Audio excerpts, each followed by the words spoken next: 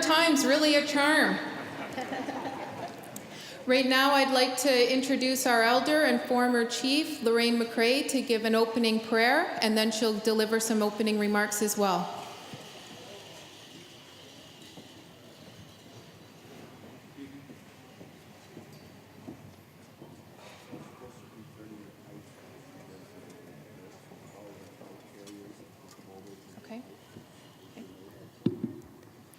So as Lorraine is offering the opening prayer, I'd like to invite the pipe carriers to come forward and grab your pipes so we can acknowledge the four directions.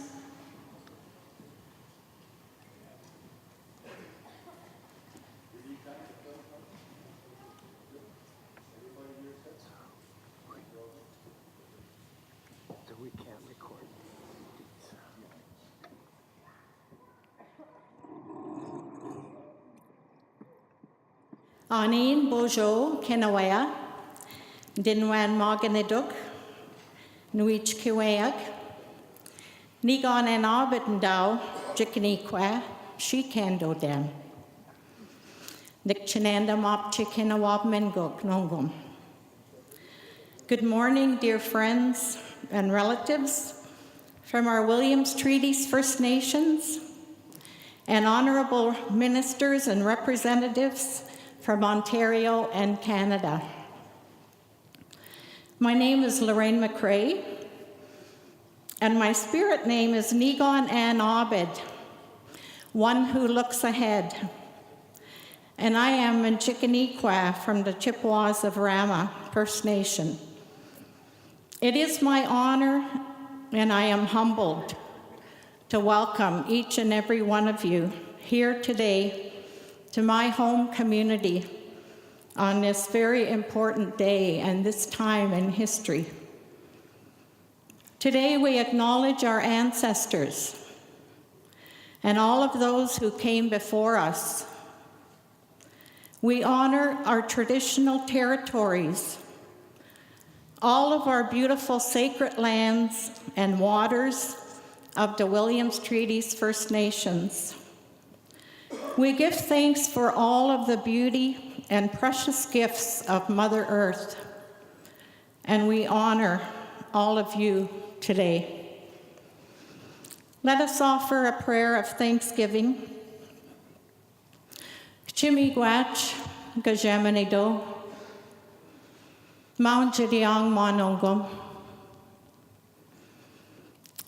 Ajik Chipitan Dagwak, Ajawabak, Monongum, Migwach Migodash Opche, Gajamanido, Migwach Ga, Minwa, Babong, Anin Opche Ajiganajwang, Kinagawjitoyen, Shamnido, the Migwach Migo Opche. Dim Quen Manan Dash Nongum, Git Zim Nanik, Nok Misag Mishomsag, Kinagana Majaji Gaje, Zagan on Opche, Dim Quen Manan, Pane Geek Chinupki Wad Ga, Pane Geek Tamagus Wad, Nishnabag We Al Wad, Wewena Gagi Nishnabam Wad, Apchigo Dik Chanandamin, Quen Migo Dashnongum, Xagigom, Migwach Kinagabishajik Monongum, Kina Andajik Wide, Williams Treaties, First Nations, Migwach Kinaga Gimog, Agikadojig, Panak Chinupki Wad, Migwach Gagyo, Akchinupki Jig Pane, Minwa Kwawag, Ninawag, the Benojim Nanik, Migwach Migo Opche, Kajamani Do, Migwach Ajawabak Monongum, Miga Pwaganag Nongum, Migwach Gil Ninawak Kwawak, Nongum, and on Ibwijig Ma. Miigwach nok misnanig, mishomsinanig, Kajamani do wide wabanung, Minwa Jawanung, Minwa Nagabanung, Minwa Giwadnung, Minwa Gijagung, Minwa Giam Shkakamekwa, and Quen Mananungum. Miigwach Kina Amijiang, Miigwanan, Dewaganan, Chenandamin Ga Kina Animjig, Manongum, Dewagajig, and Gumjig. Zagi Gom da Shopche.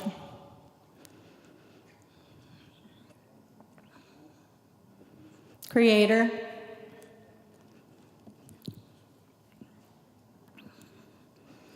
we thank you for this beautiful day, for bringing us together in such a wonderful way today with the Williams Treaties First Nations.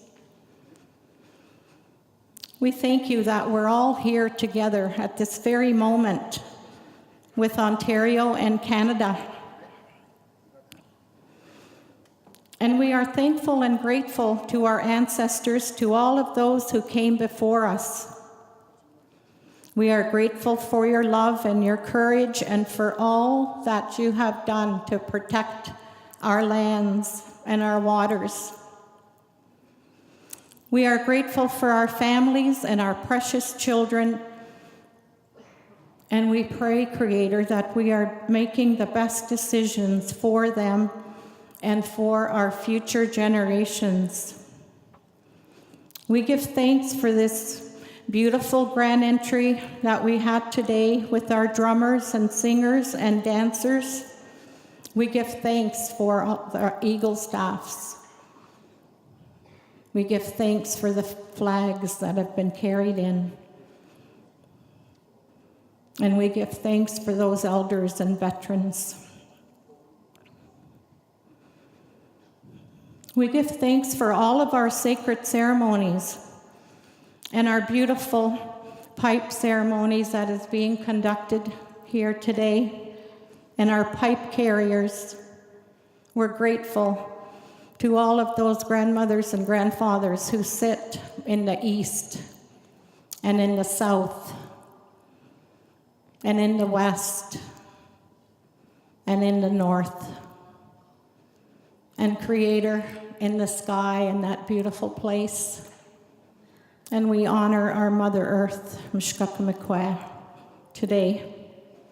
And we honor all of us with the waters that flow in all those directions as we pray for that beautiful water that our grandmothers have been taking care of since the beginning of time. We're thankful for all the water walkers that we see today that are doing their very best to keep our water clean. And we pray that all of our communities, our First Nations, will have clean water very soon, and that those prayers will travel throughout the world.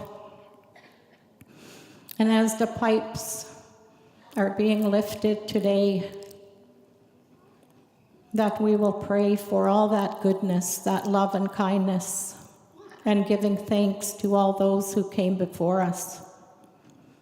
We're grateful for our fire keepers and the fire that is burning, the sacred fire outside, as we speak today. The eagle staffs, the flags. We're grateful to our elders, all that they do,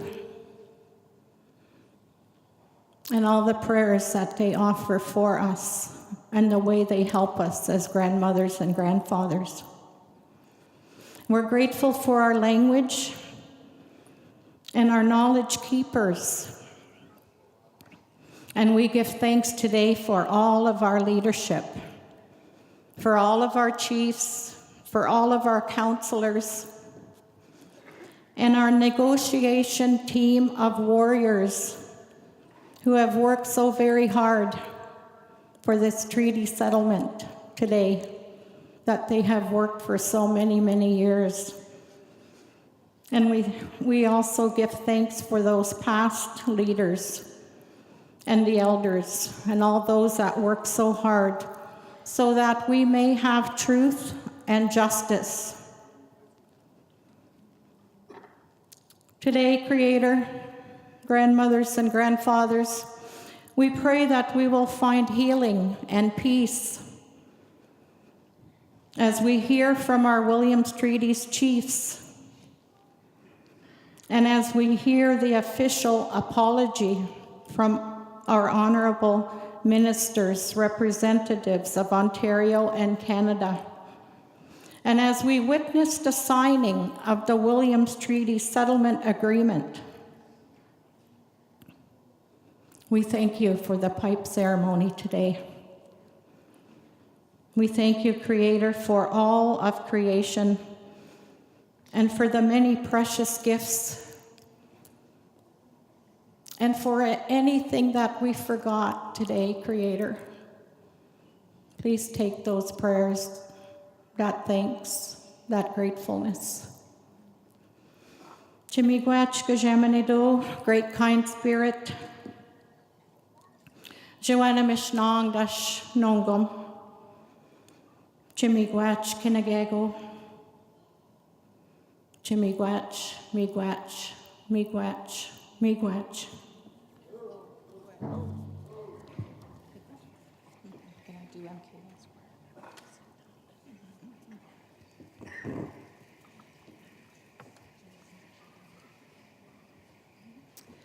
So I'm going to invite our MKES choir to open us up in a good way with O Canada.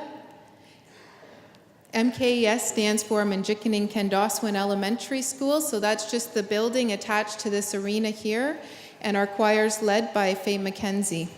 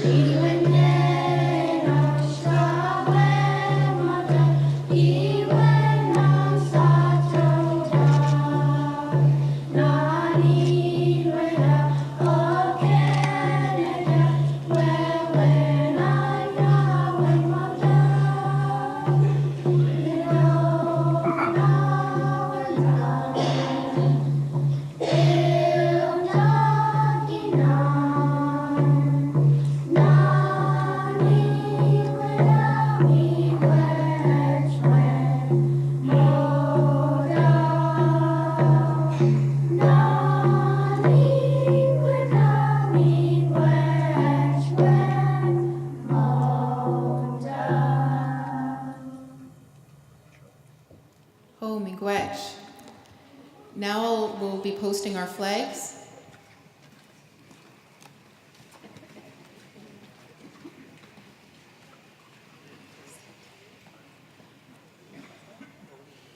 Eagle staffs will be first.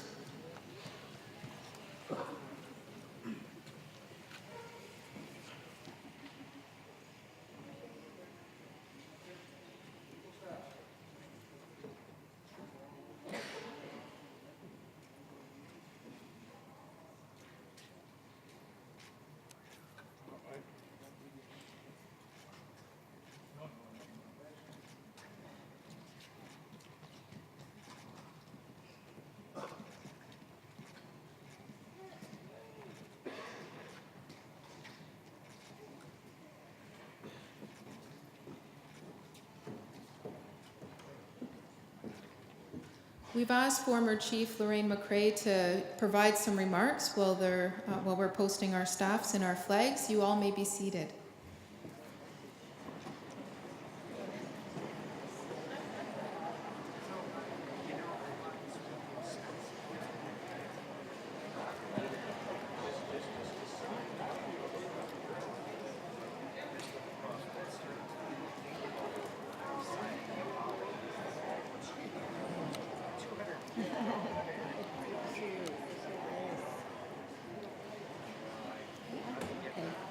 Right now?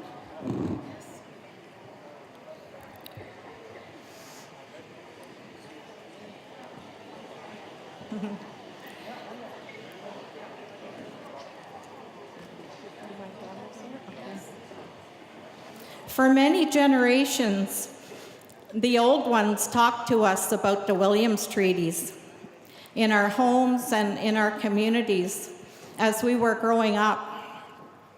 We were told that one day this day would come and that justice would be celebrated. I am grateful to my own grandmother, Florence Bunn, for sharing her knowledge about the Williams Treaties and about the great responsibilities that we all carry to protect our lands and resources for future generations. I am holding tobacco that was given to me by our chief and council, Chippewas of Rama, and holding tobacco that was given to me this morning from Ontario, and tobacco also that was given to me from Canada. And it is so amazing to be alive at this time and to be a witness to this very important treaty settlement. At the same time, we also know and we feel the pain and suffering from our families and communities. We grieve the losses of our relationships to our lands, our families, our language and culture, and our way of life. And we know the pain that lies underneath our addictions and our need for balance and a sense of belonging to our homelands and to our families, to our communities and to our nations. We long to be seen and heard and accepted for that deep connection back to our lands and our families. And we long to build that loving relationship with one another, with great respect, and with all of creation. We are all doing the best that we can on our healing journeys. We are proud of our children and youth who are learning our language and culture. And we are proud of their parents and grandparents and all of those teachers who are working hard to raise them in a good way. We acknowledge all of our men and women and children who do the best that they can every day to live Minnow Modziwin, the good life. We acknowledge also all of those who aren't doing so well, the many who are homeless, many who are living in poverty on the streets, the many who are in jails and who suffer from mental health issues and addictions, the many missing and murdered Indigenous women and girls, and all of our families and communities who grieve. We acknowledge all of our missing persons and our many children in the child welfare system, and we have more today than we've ever had before. And those that are stolen to human trafficking. We know that everyone is doing the best to honor the life that the Creator gave to us. As we go forward in truth and reconciliation, we pray that our children will be seen and heard and accepted in a good way with love and compassion, that they will live in a kind and caring environment where they can take their place of belonging and purpose in the world, and where they can learn our traditional ways of hunting, fishing, trapping and gathering and working with the rice beds, living in harmony with Mother Earth. I am grateful to my chief and council and staff for the amazing gardens that we had this year. The gardens that were planted and harvested in our community. And they are the best vegetables that we had eaten in a very, very long time. And it's very true. They tasted so sweet. And you could tell how healing they were as we ate them.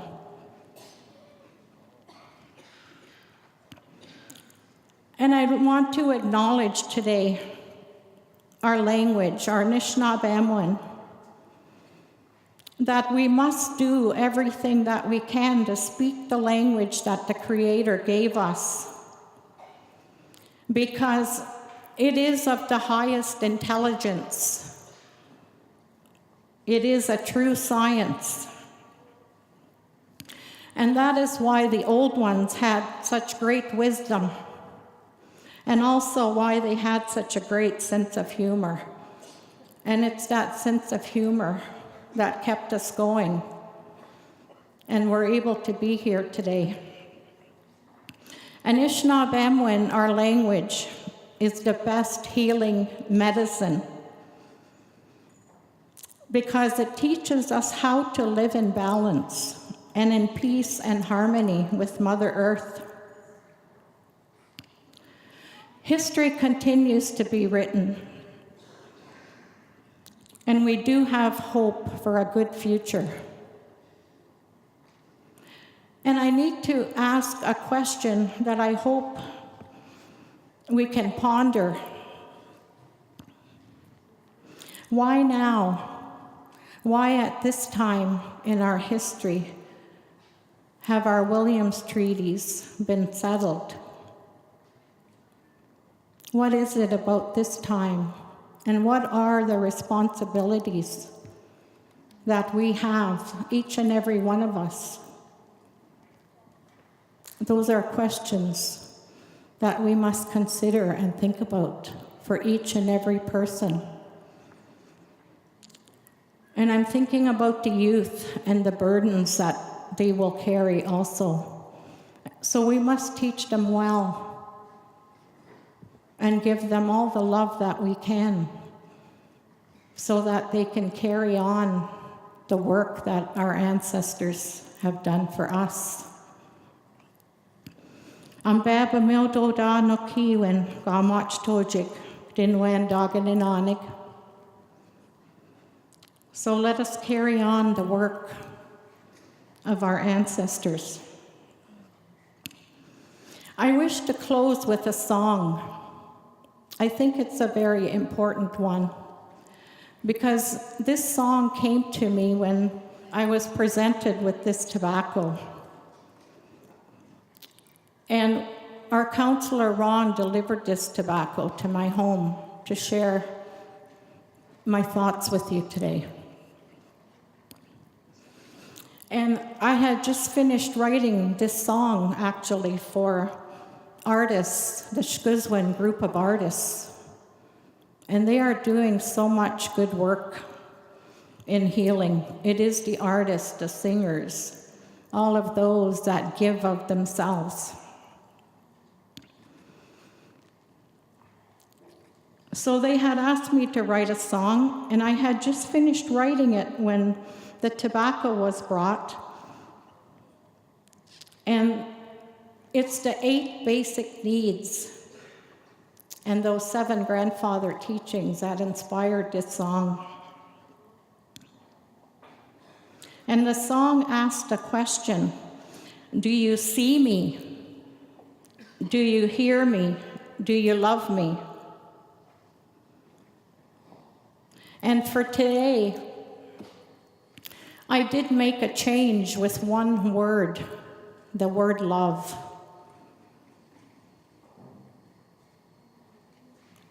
Do you see me? Do you hear me? Do you accept me? I think for today, we can honestly be true to those words. And I really hope as we go forward with truth and reconciliation that we can truly meet all of those 8 basic needs of love, loving one another, because that is what it's going to take in order for us to live in peace and harmony. So I'd like to share that song, and for us to take it as a personal song for ourselves as we ask these questions, because many times our little children look up to us, and this is what they're thinking also.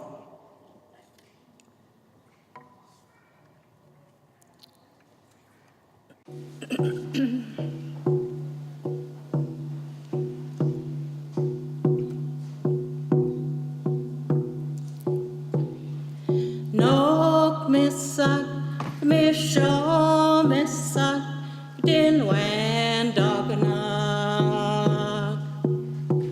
Di wabamna, din non downa, di sagina. Wab me go. Non donin.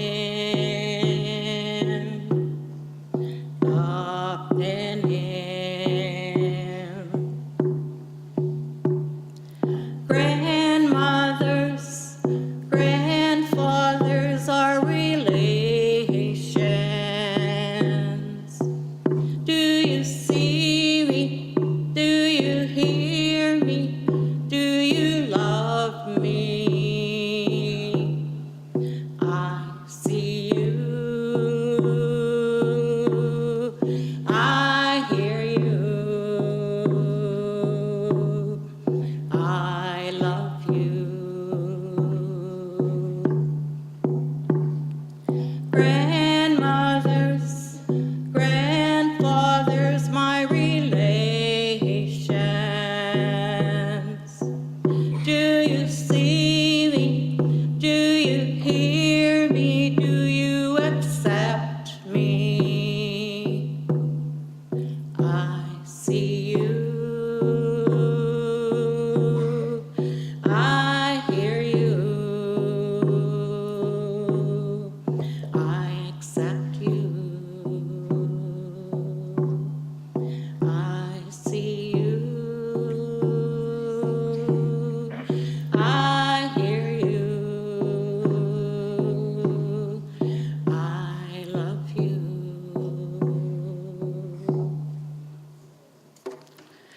I want to thank you for listening today on this very beautiful day. And I love you all.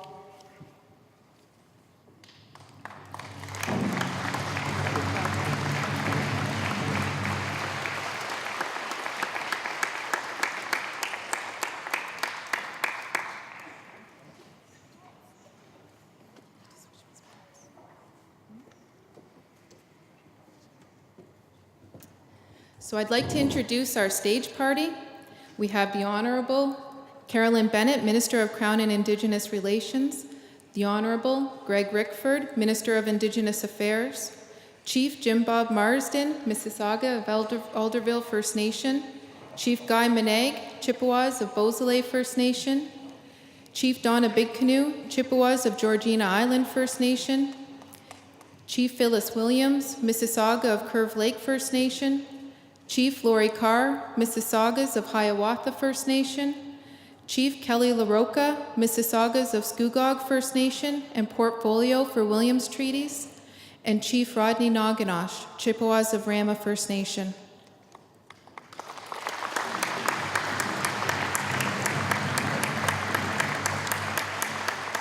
As per our protocols, I'd like to call upon my chief, Rodney Naganosh, to come and give some opening remarks.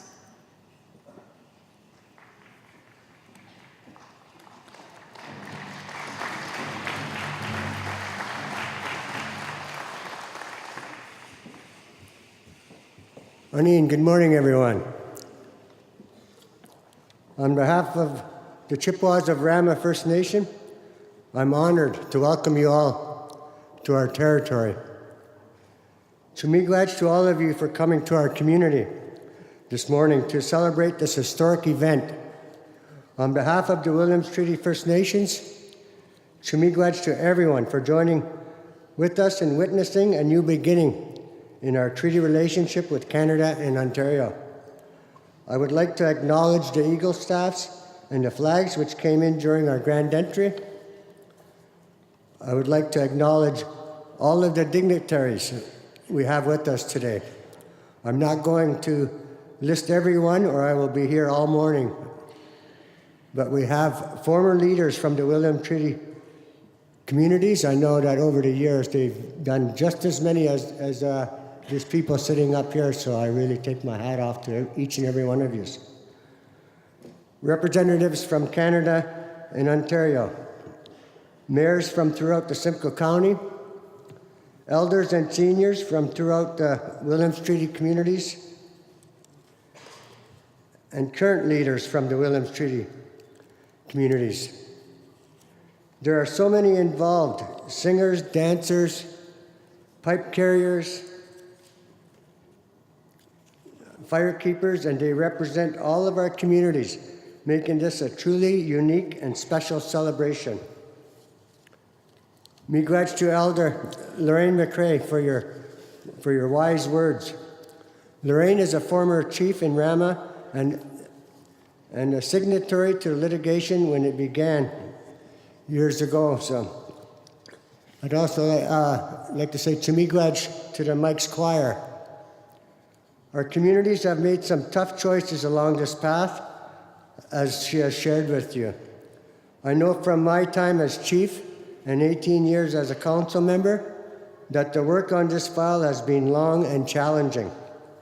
I am pleased to have had the opportunity to work so closely with all the Williams Treaty First Nations chiefs and councils at the negotiating table over the past few years. Each and every one have shared their belief and passion during this process, and exchanges all helped us to arrive in this good place today. Chumigwaj to the wisdom and patience shared by all our community members as we worked our way through litigation and negotiation to reach this settlement. This settlement was ratified in one vote in all 7 communities, and members came out in record numbers to vote. That kind of interest and participation is outstanding and bodes well for our future. This marks the end of the struggle and the beginning of a shared path with both Canada and Ontario. Welcome to Honourable Carolyn Bennett, Minister of Crown and Indigenous Relationships for Canada, and Honourable Greg Rickford, Minister of Indigenous Affairs for Ontario. We are pleased to have you join with us in celebration of this historic event, and we look forward to hearing your remarks today. The Williams Treaty First Nations will now have recognition and acknowledgement of harvesting rights that we were wrongfully denied for almost 100 years.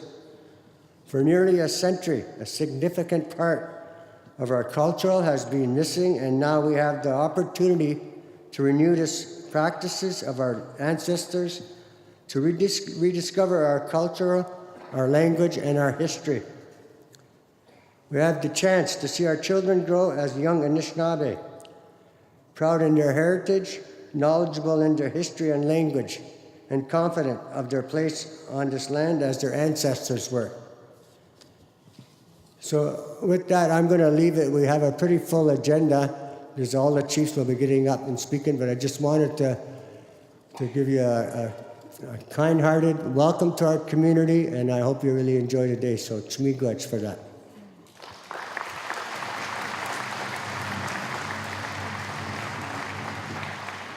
At this time, I'd like to invite Wes Wheatung to come on up. He's going to explain a little bit about the pipe ceremony. And if I can have all of our pipe carriers, please come forward.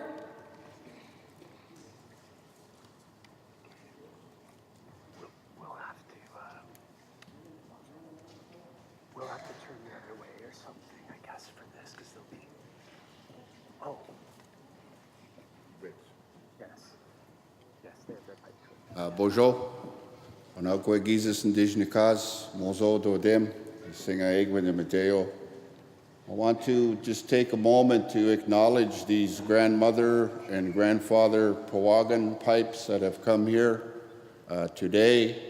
They have responded to the call, to the invitation, to ensure that in a good way, this agreement, this new future ahead of us, that our grandfather and grandmother pipes are here from our communities to bear witness to this. For a long time in our communities, pipes have been vacant, and today all communities are here represented with the spirit of creation. These pipes represent everything about Anishinaabe, everything about our worldview, everything about our spirituality, everything about our history. And so they are included in all of this. We have a sacred medicine known as tobacco, as a sema, and I want to encourage people with this offering of the pipes here to be mindful of that. We know that the abuse of tobacco often results in illness, but we have a strong standing belief and knowledge that tobacco is actually medicine for our spirit. There are many medicinal applications of sema for our bodies and our minds. And be mindful of that today. If you have a concern for health reasons, as the pipe is being offered to you, we ask you to gently and respectfully extend your hand and just touch the pipe. But if you are willing to, if you are desiring to offer this tobacco to the Spirit, by all means accept a puff, a smoke of this tobacco. We have a lot of legal and technical details that are being looked after, but these pipes actually are bearing witness for what's taking place here today, for what's happened over the past several hundred years, and for what's going to be ensuring us a positive and healthy future as we moving forward in our lives. I want to just take a moment and thank all of the pipe carriers who came here today. It's very special and very important that our people have this opportunity, this means of expressing ourselves and what all of this means to us. I want to say miigwech to all of you who are here today to be part of this, to acknowledge this historic occasion. And I'm grateful that this is actually taking place here today. We have a beautiful culture. We have a beautiful way of ceremony and of expression and of connection with our good and kind Creator, Gajamanidu. And for a long time, that has been denied us. We haven't had the freedom to practice these things for some time now. And yet, as we look around, we see these pipes standing here as they have always been. They've never been forgotten, may have been set aside. They may have been patiently waiting for generations and generations, but they've never forgotten us. They're here today to prove that. Last night, we had occasion to crawl into Sweat Lodge as a way of healing and acknowledging the spirit of this occasion. Sweat Lodge was offered to leadership, to negotiators, to those who were engaged in the process of all of this. I was very happy to be within that lodge, and I'm very happy to acknowledge that some of the leadership actually participated in that. These are good indicators of positive change that's taking place within our communities. These are good indicators that our future for our children is looking brighter, looking better all of the time.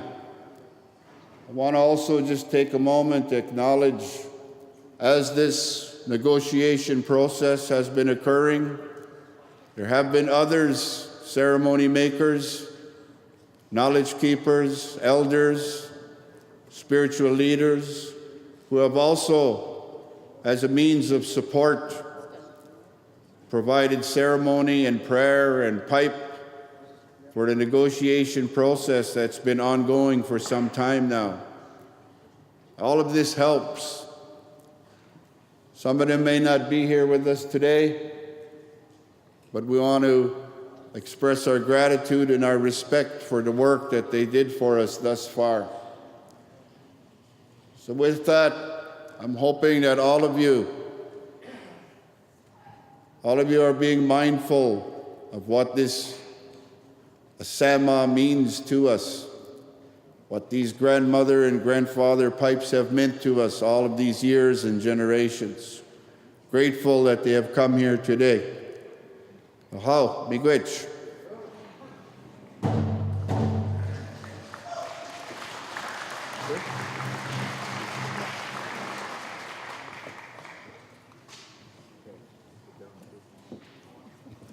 Just want to say miigwech to Wes and to all of the pipe carriers for conducting that ceremony with our signatories. As part of the Williams Treaty Settlement Agreement, part of it is an apology. And so I'd like to invite the Honorable Carolyn Bennett to offer the apology on behalf of Canada.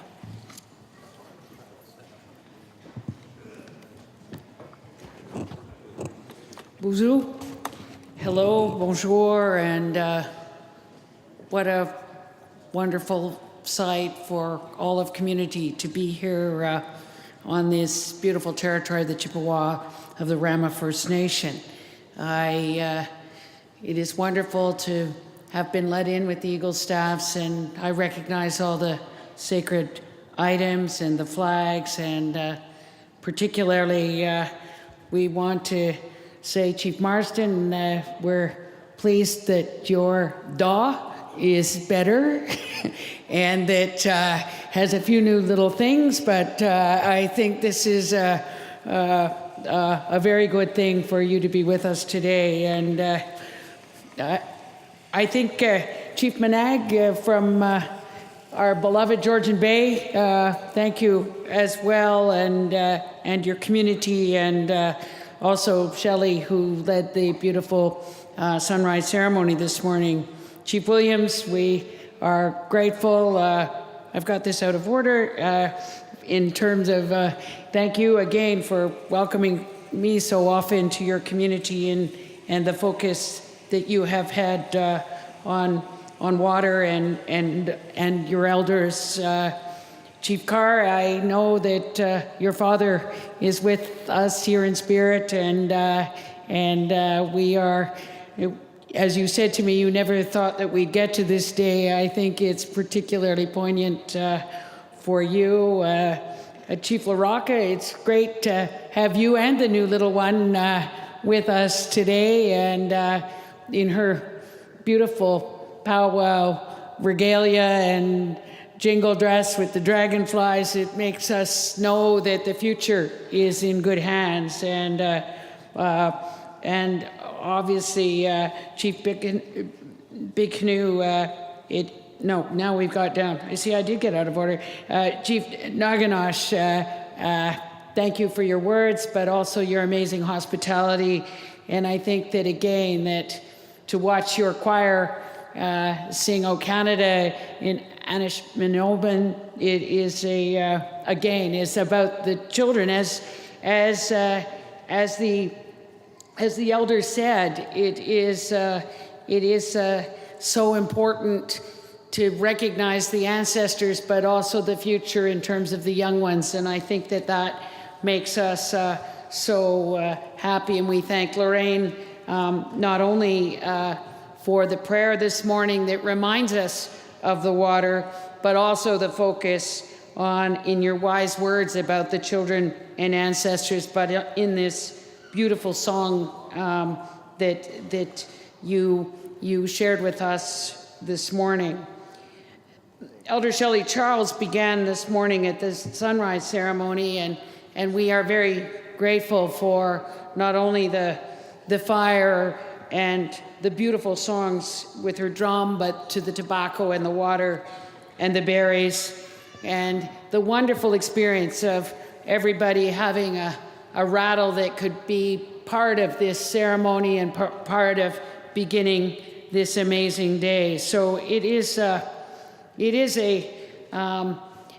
great day, and we look forward to the lunch and the feast together. We thank already Myrna Wilson for delivering that grace, and Dan and Evelyn for being the MCs today, and to Wes for guiding us through the truly important pipe ceremony. We look forward also to the Misty Creek Singers from Beausoleil and the Mississaugas singers from Curve Lake and Hiawatha, the Red Path Singers, the Curve Lake Women's Hand Drum Singers, and the Jingle dress dancers from all the communities. I noticed that former Lieutenant Governor Bartleman there, we acknowledge you, sir, for your service and really how much you began in terms of the province of Ontario in the path of reconciliation. And we thank all the mayors and reeves and all of the communities that are here as neighbors, in that the neighbors are truly important as we go forward in this work of on that journey of reconciliation. And I also obviously truly express our appreciation to my colleague Greg Rickford, the Minister of Indigenous Affairs for Ontario, that this is indeed a partnership and indeed a way forward for all of us together. Finally, I promise I'll get to the apology. I want to thank the negotiators from the federal and provincial teams and from your communities for your tireless work to get us to where we are today. And I would really appreciate it if Andy and your team would stand up. Where'd Andy go? He had the Canadian flag a minute ago. Okay, there you are. And then all of the negotiators really from the province and from the Williams Lake Treaty, if you would all stand and be recognized. This is about this hugely important work that you've done.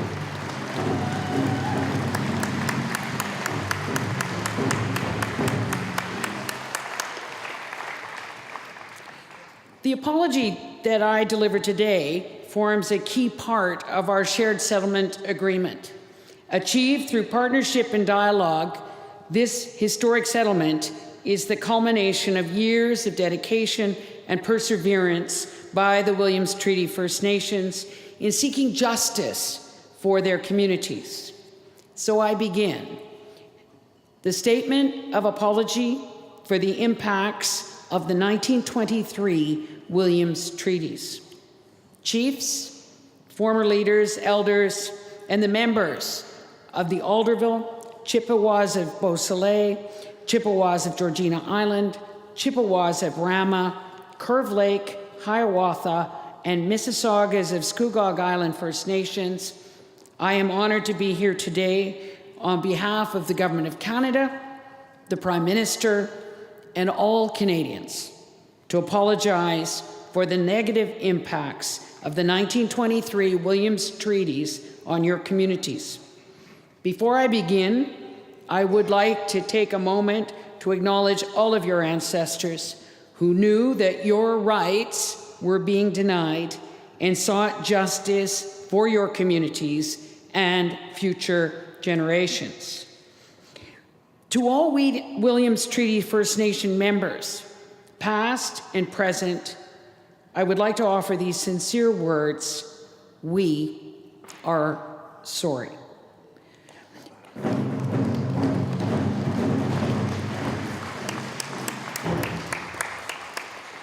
Migin was min. Migin was min.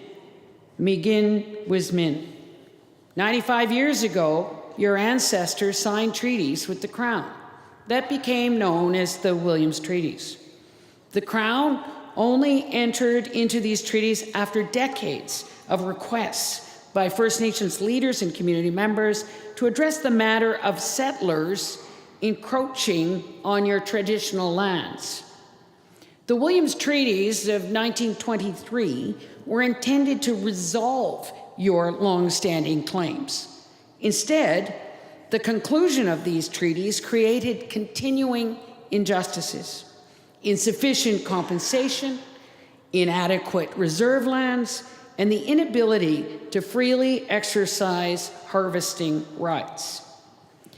We are sorry that even before the Williams Treaties were concluded, your ancestors were unable to fully enjoy the bounty of your traditional lands. We are sorry that these treaties did not resolve your grievances and that the Crown's actions did not honor the long-standing treaty relationship that had already existed and continues to exist with your communities. We are sorry that the Crown failed to recognize and respect your treaty rights. In the years following the signing of the Williams Treaties, First Nations members continued to hunt, fish, trap, and gather as they had done since time immemorial. However, the Crown's interpretation of the treaties made it increasingly difficult for community members to exercise their rights. Instead of protecting harvesting rights in your pre-Confederation treaty areas, the Williams Treaties were viewed as extinguishing all harvesting rights outside of your reserves. This led to many challenges, injustices, and indignities for members of your communities. Unable to fully exercise their treaty harvesting rights, some mothers and fathers were unable to provide for their families as they had before. This, along with other colonial policies and practices, led to hardship and increased dependence on government. Other members who continued to hunt, fish, trap, and gather off reserve or out of season were prosecuted under the law for harvesting.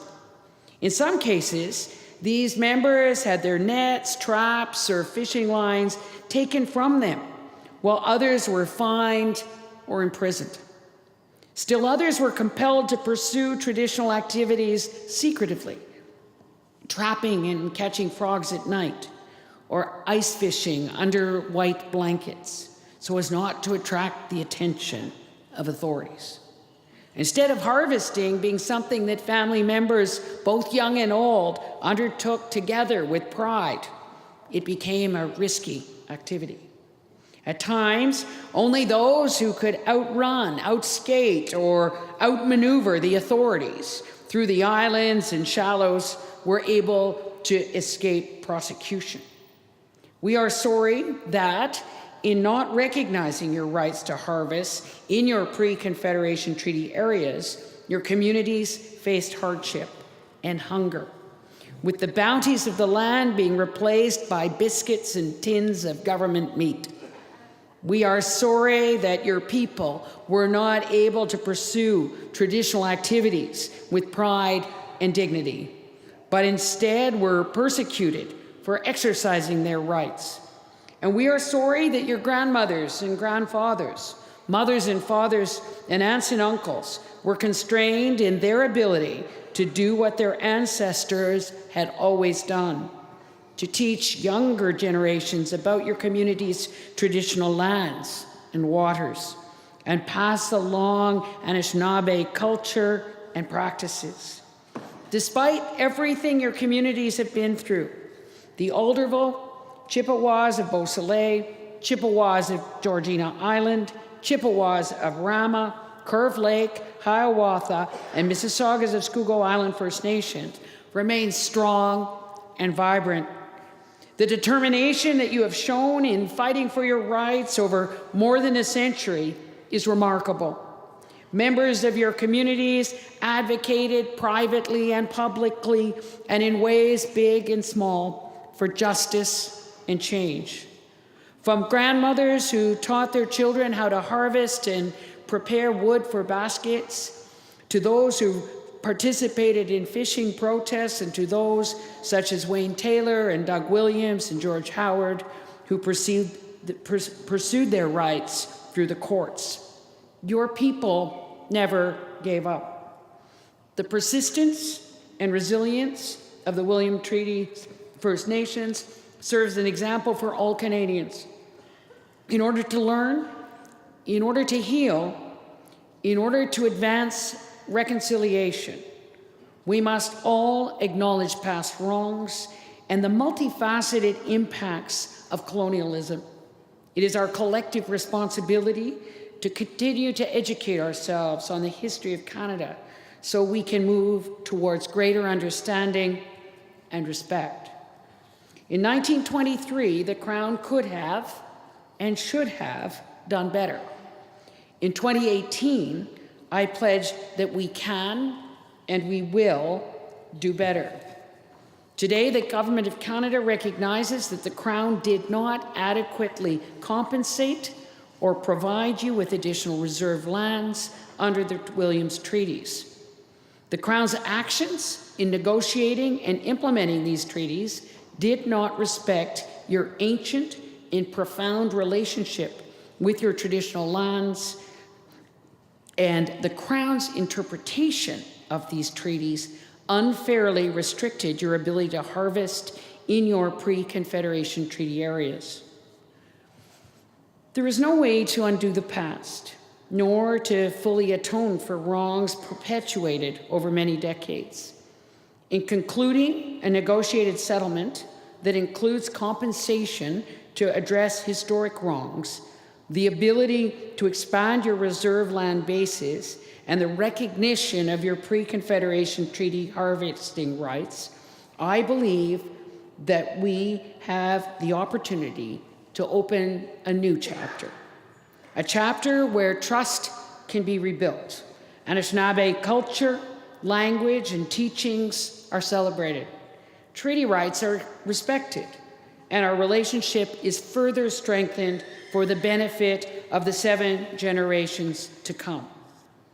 We are committed to writing this next chapter together in the spirit of reconciliation and partnership.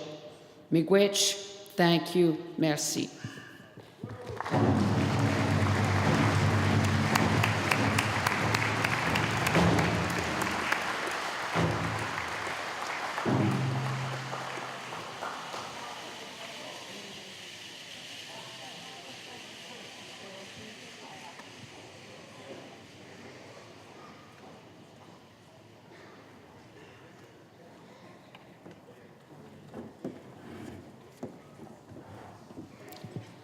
At this time, I'd like to introduce Minister of Indigenous Affairs, Honourable Greg Rickford, for his remarks on behalf of Ontario.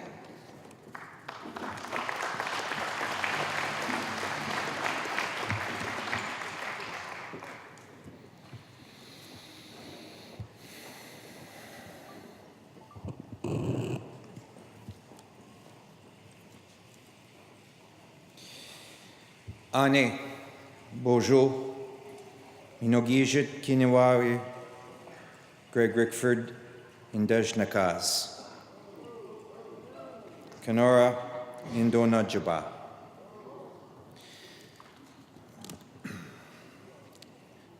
Good morning, ladies and gentlemen, community members, chiefs and elders, the drum.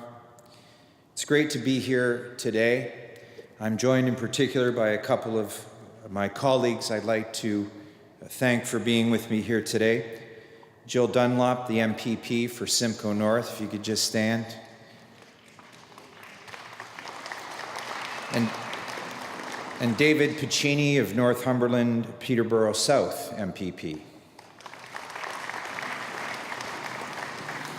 And I also want to recognize David Big Canoe from Georgina Island. David works in my minister's office staff, as does a number of Indigenous people, young people in particular, from around the province. David.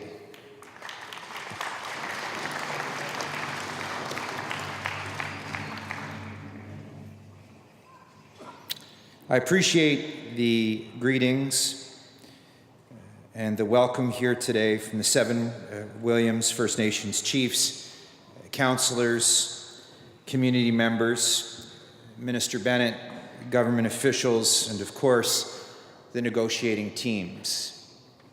In the traditions of Indigenous culture and the importance of the circle, this is somewhat of a full circle experience for me. In my former capacity as the Federal Minister for Natural Resources, I was extensively involved at the time in the hard work that a number of governments, past and present, have put in to making this day happen. And I want to thank Elder Lorraine McCrae for the heartfelt opening prayer that ensures this signing ceremony begins in a good way, and maybe one of the most beautiful songs that I've ever heard. Thank you. I want to acknowledge and offer special recognition to Rama First Nation. Thank you for welcoming us to your territory. We gather today to celebrate reconciliation in action and to mark an important milestone for your communities and Ontario's relationship with you.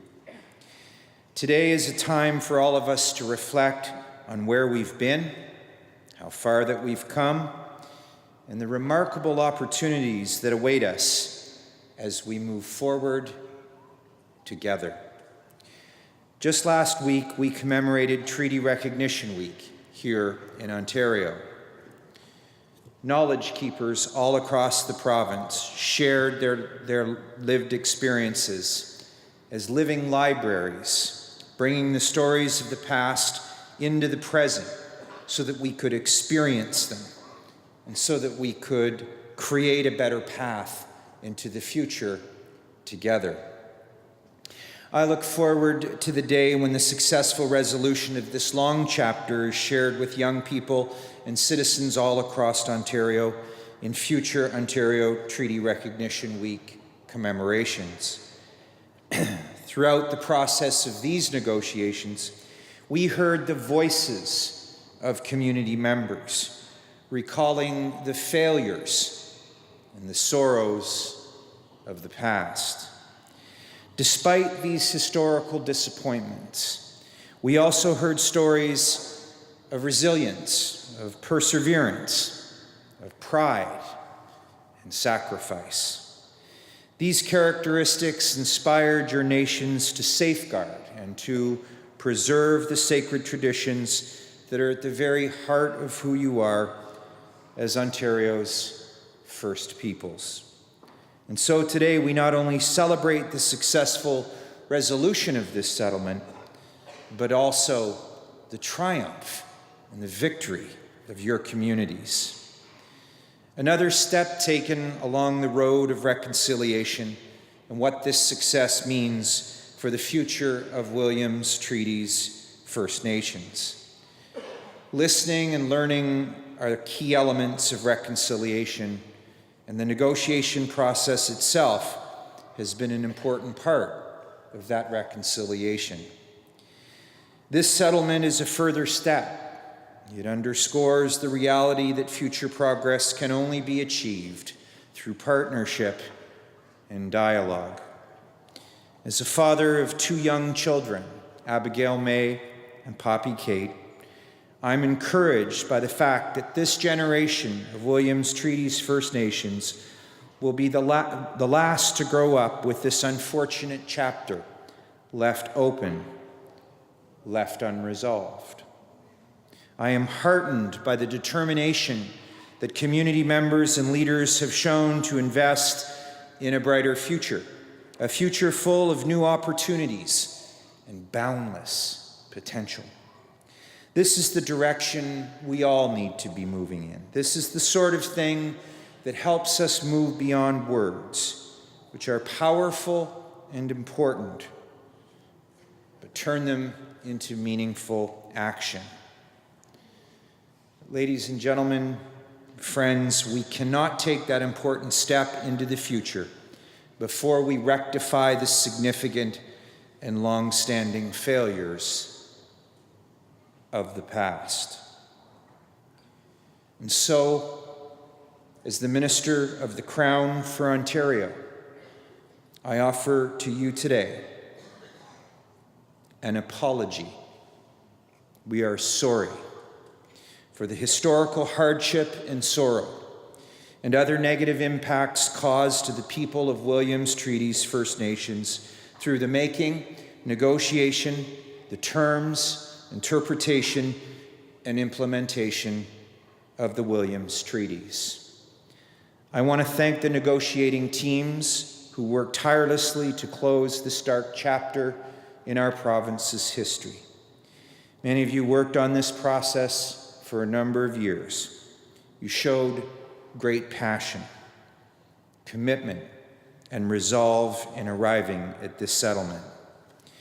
I say on behalf of the Government Ontario that we are truly grateful for your efforts. So honored when Premier Ford asked me to serve as the Minister of Indigenous Affairs, Ontario. I was honored to take on this important role. Many of you perhaps don't know that I have spent most of my adult life living and working in Indigenous communities across this country, but mostly in northwestern Ontario. As a nurse, as a lawyer, as a federal cabinet minister, and as a provincial minister. Don't hold the lawyer part against me. The perspective and experience that I've gained through these opportunities has fueled my ambition to chart a new course and work in partnership and cooperation with your communities, to honor the spirit of reconciliation and facilitate change that will have a real impact in people's lives, in your lives. And in this spirit, I want to leave you with my commitment to make reconciliation real and to ensure provincial efforts are grounded in making a meaningful, a tangible, and measurable difference in each and every life of the people and your communities. I wish you all the best going forward in developing the implementation plan in the coming weeks, months, and years ahead. Ladies and gentlemen, my name is Greg Rickford. I'm the Member of Provincial Parliament for the Great Kenora Rainy River Riding. It's a privilege and an honor to serve my constituents, and in my capacity as the Minister of Energy, Northern Development, Mines, and Energy, or Indigenous Affairs, to serve you too. Thank you for this opportunity. Miigwech.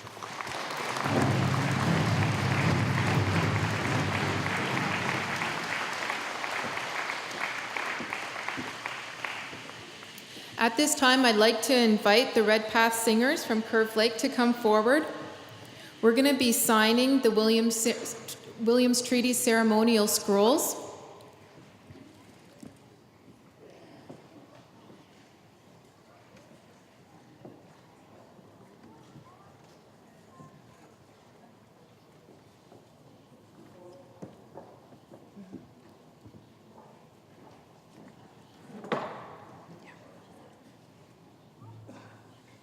Take her away, girls.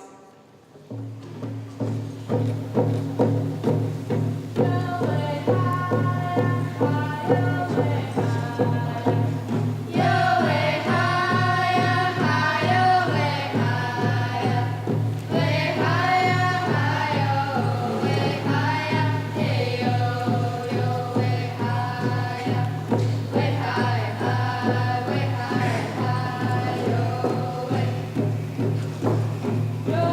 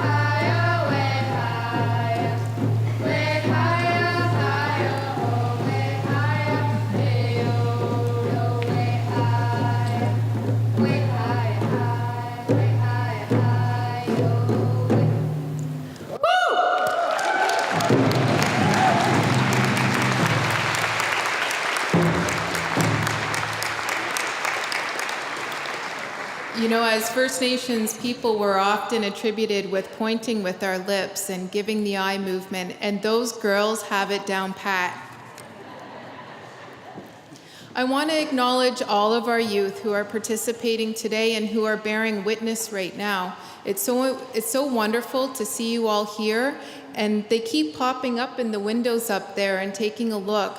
And this is such a historic day. It's so important to have them involved. At this time, I'd like to invite Chief Donna Big Canoe from the Chippewas of Georgina Island to come to make some opening remarks. And I'd also like to invite her council to come forward as she's offering these remarks. Come to the stage here, please.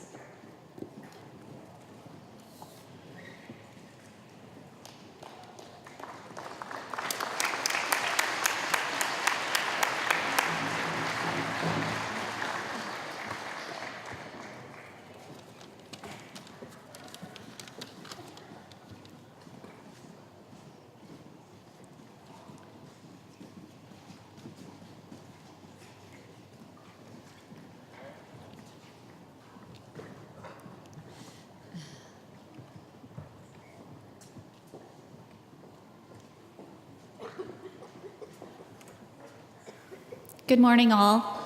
I'd like to introduce my council. I have Councillor Laurie Hoig here with us today, Councillor Patricia Bickanu, Councillor Benson Bickanu, and Councillor William McHugh.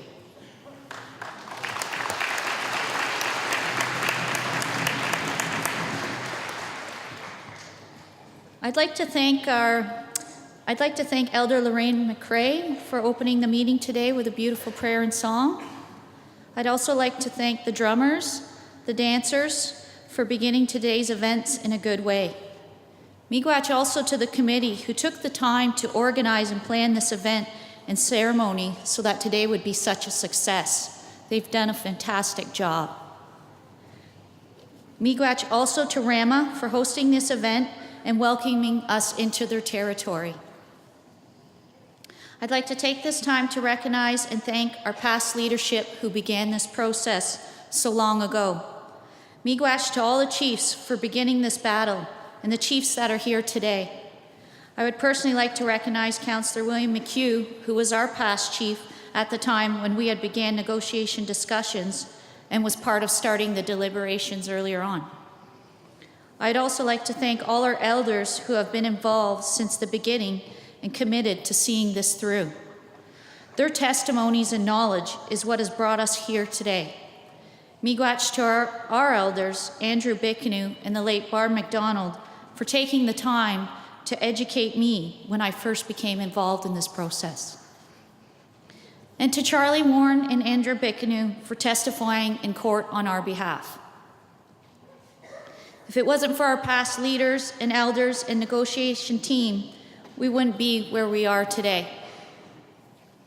My community at Georgian Island is so grateful, and I would like to acknowledge the work of Peter Hutchins' firm, our negotiation team, Mel Jacobs, Carrie Sandy, Jada Turan, and Charlene McHugh, who were instrumental in seeing the negotiations through.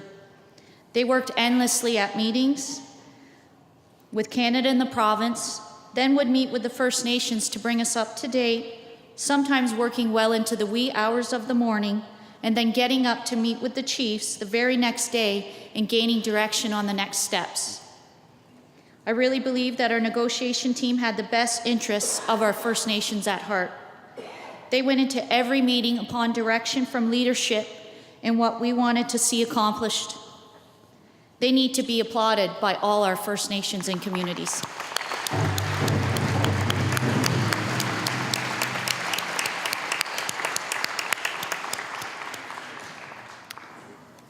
I'm so honored to be standing here right now and a part of this historical event.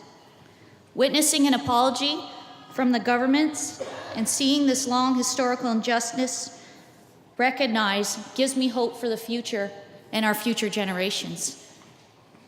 Now that we have recognition of our rights, it gives us the next steps to continue to build on our relationship that will truly identify Canada and First Nations as nation to nation. Miigwech for listening, And congratulations to all our communities. We did it, and I believe our ancestors would be so proud. Miigwech.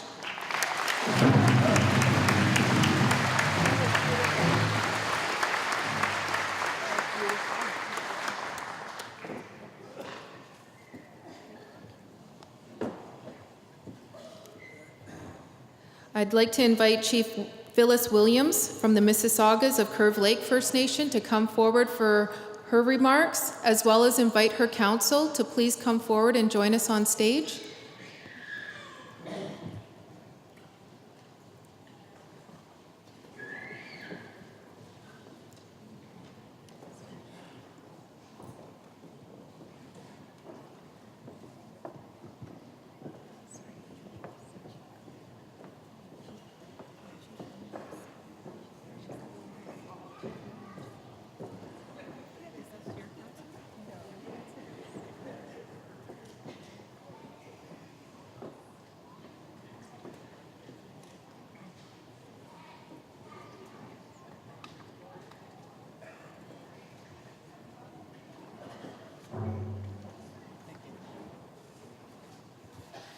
We do often share our councils.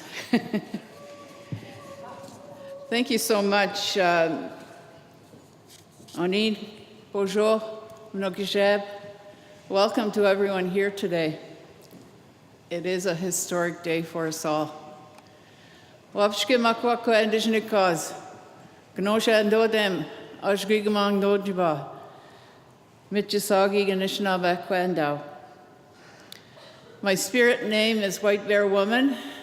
I'm of the Fish Clan, and my community is Curve Lake.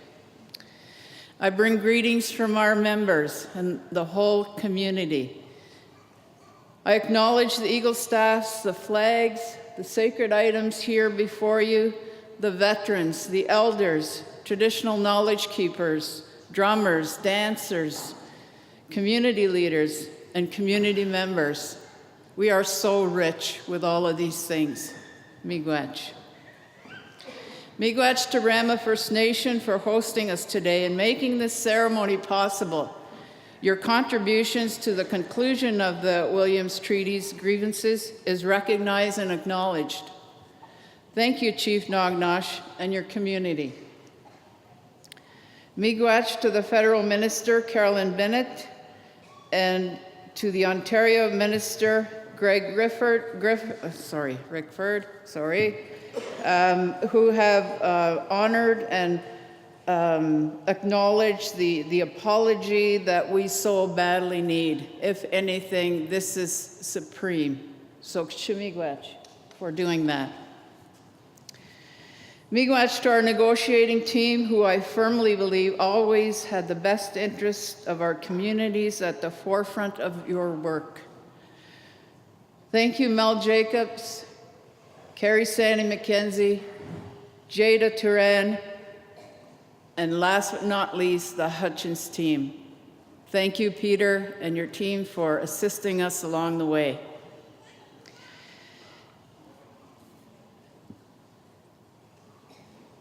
Thank you, and to the representatives of the Crown, I want to also say miigwech, because certainly the honor and the respect that you brought to the process has not been unnoticed. You worked equally hard, and I do appreciate it, and on behalf of our community, we so much appreciate it. Miigwech. Justice Mandaman played a key role in the conclusion of our grievances. He set the stage for representing our elders, our knowledge keepers, and the stories that were contributed by many of our members. You spoke Anishinaabe, and through the ceremony of language, you bridged many barriers that legal systems create. We need more representatives of people like yourself. I acknowledge that the process to get us here today has been difficult and challenging. It's been a long journey for all of our people. It began before 1923 and will continue beyond this signing ceremony today. This is indeed reconciliation.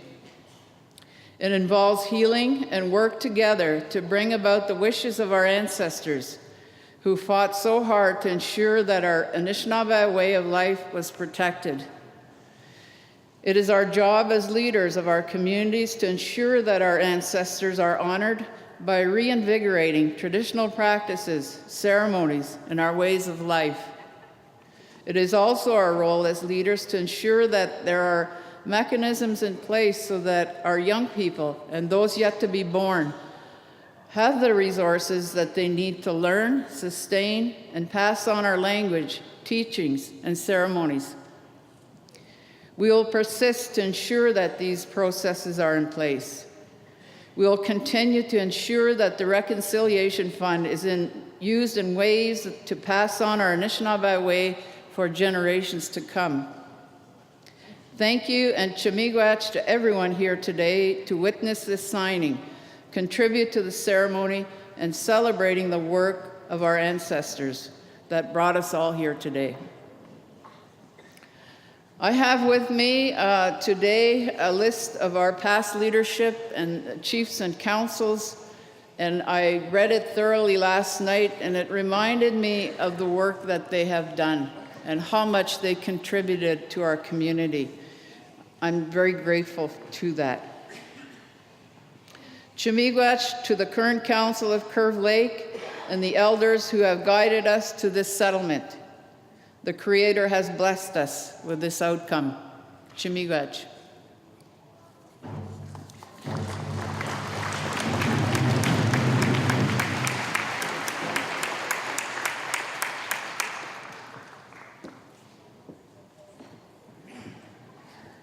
At this time, I'll call upon Chief James Marsden from the Mississaugas of Alderville First Nation and invite his council to please come forward.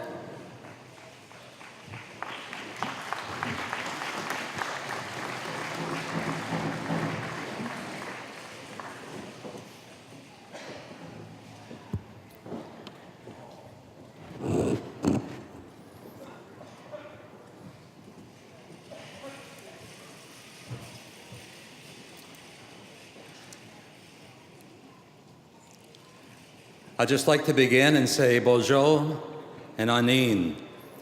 I'm Gema Jimba Martin, Nindichtakaz, Alderville First Nation, the Nojaba. I'd like to introduce our current council, Jody Holmes, Julie Bothwell, Acting Chief Pam Crow, and missing here today is Councillor Dave Simpson. I'd also like to say Chimigwech, acknowledge our elders here today for the opening prayer and pipe ceremony.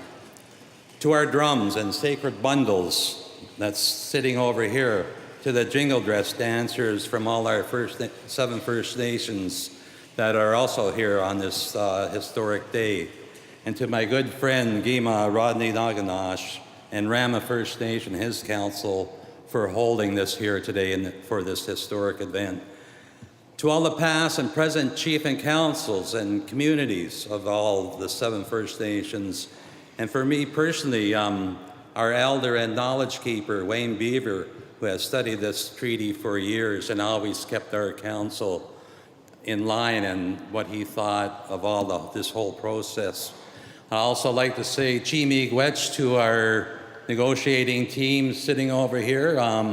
Lots of hard work and dedication to all our communities, but also for the Crown's negotiators sit over here on my right for working together and bringing this historic day to where we are today.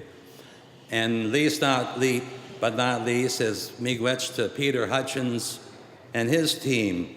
Out of all the different teams we interviewed, it was only Peter who was 100% sure that and confident that we could push this case forward.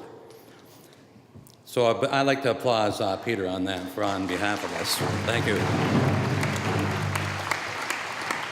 This is a real historic day. I know our ancestors are here with us to hear this apology.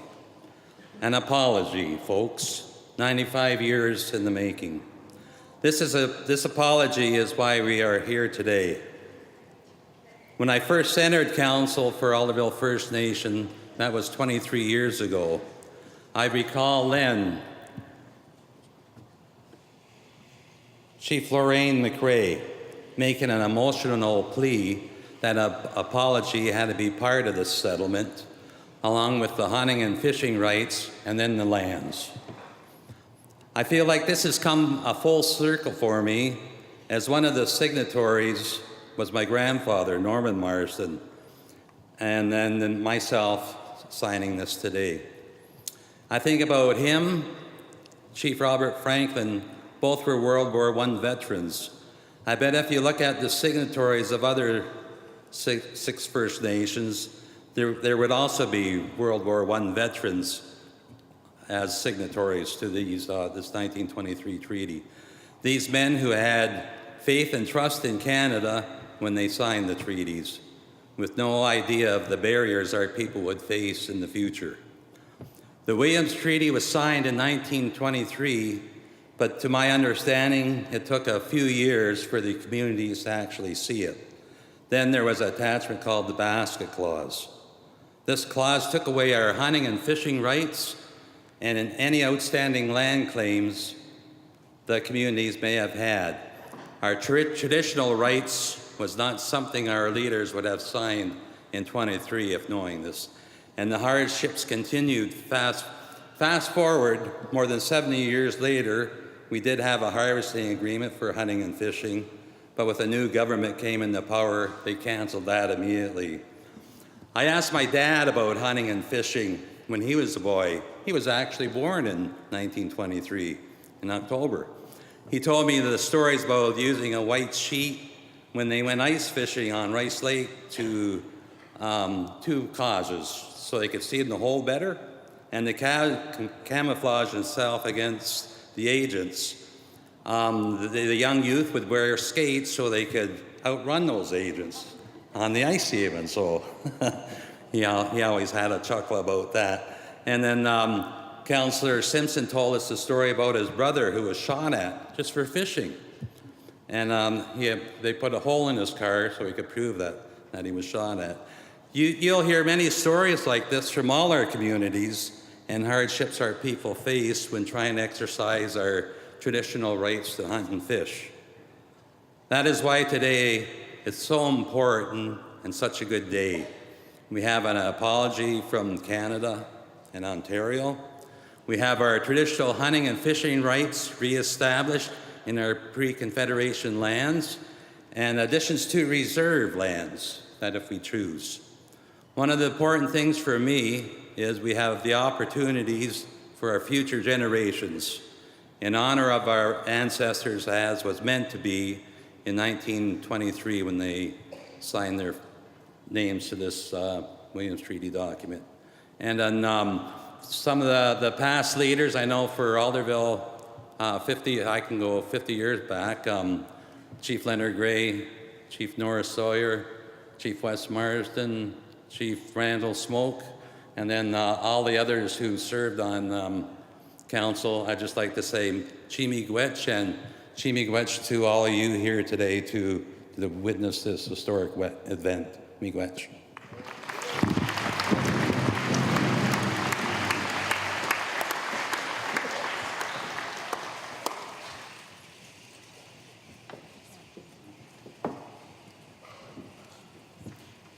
At this time, I'll call upon Chief Guy Manag from the Chippewas of Beausoleil First Nation and invite his council to come up as well.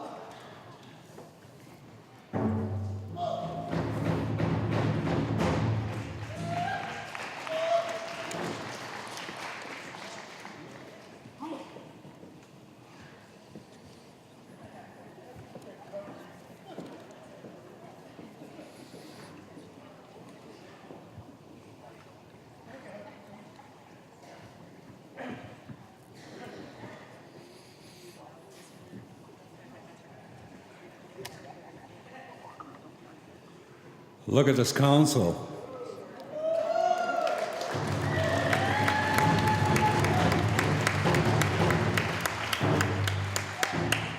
Mostly women.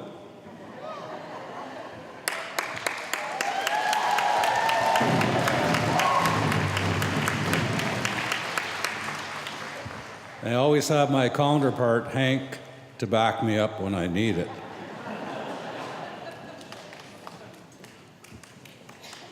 Anishinabek.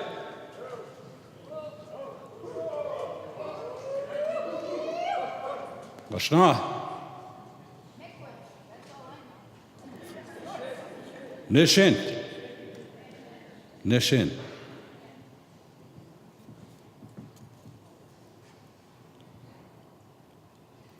I'd like to introduce myself as Chief Guy Maneg from Beausoleil First Nation. My spirit name, which I was just given recently, or maybe not, I shouldn't say given, was found for me in ceremony as Eagle Spirit. And throughout the next months, as I go through ceremony, I'll get more comfortable in saying that. I was in ceremony last night with my friends, and we done ceremony for our communities, and I was very honored to be there and very honored to be able to participate in that ceremony. I hadn't planned on being here, but I ended up being here. I guess I was supposed to be here, so I thank you for that ceremony. Miigwech. As we turn the page to another chapter in the history of the Anishinaabe of this territory, this historic event should be a reminder that we need to be even more stronger and more determined to remind the Crown that we are an equal partner in this country.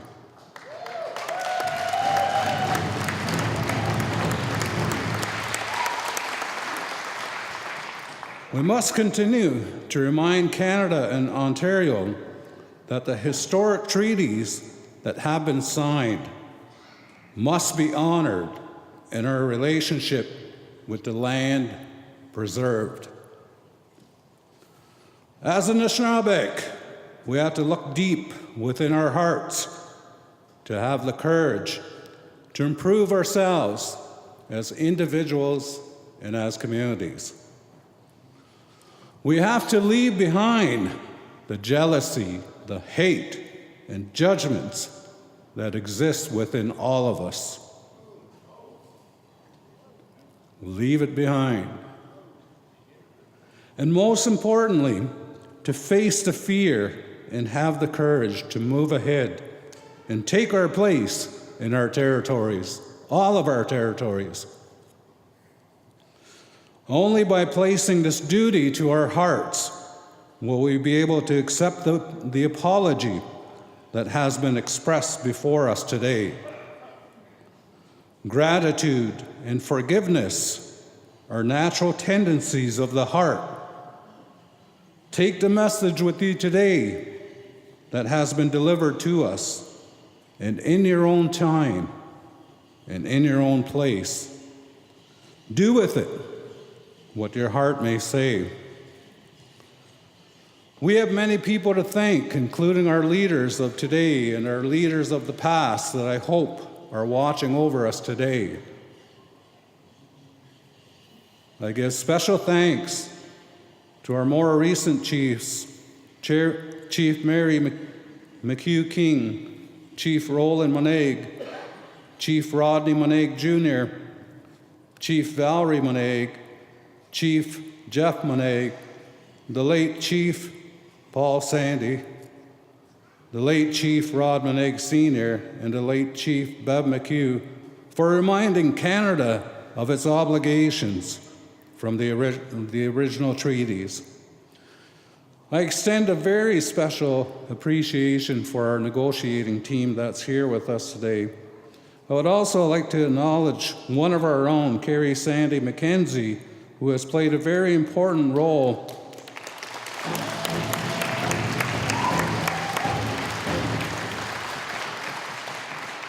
in making sure that work was completed to bring this home for all our communities. Miigwech. I also thank Canada and Ontario for being here today to deliver this special message. It's a very historic message, and it's something that we have to remember and take to heart. In a final note, I'd like to remind Canada that they have to reconcile one more item for our community, and that is to bring home our new ferry. Miigwech.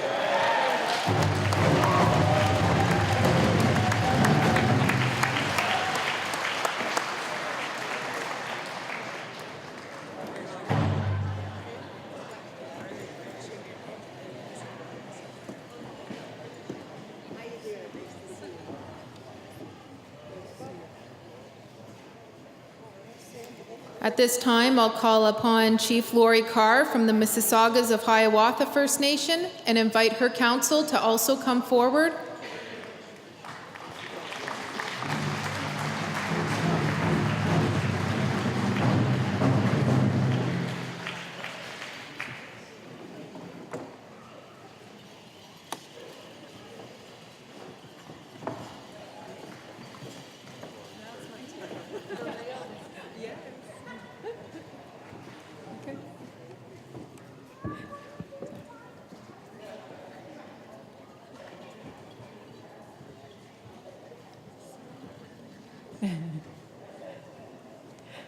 Now it's our turn.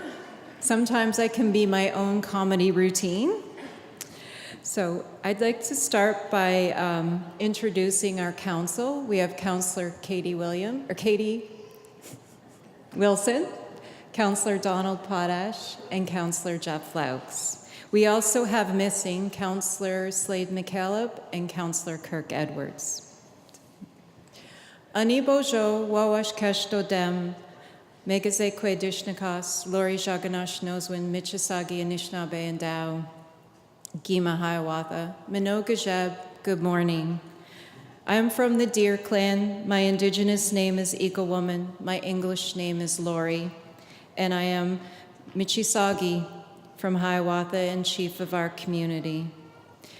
And I was always taught to give thanks first.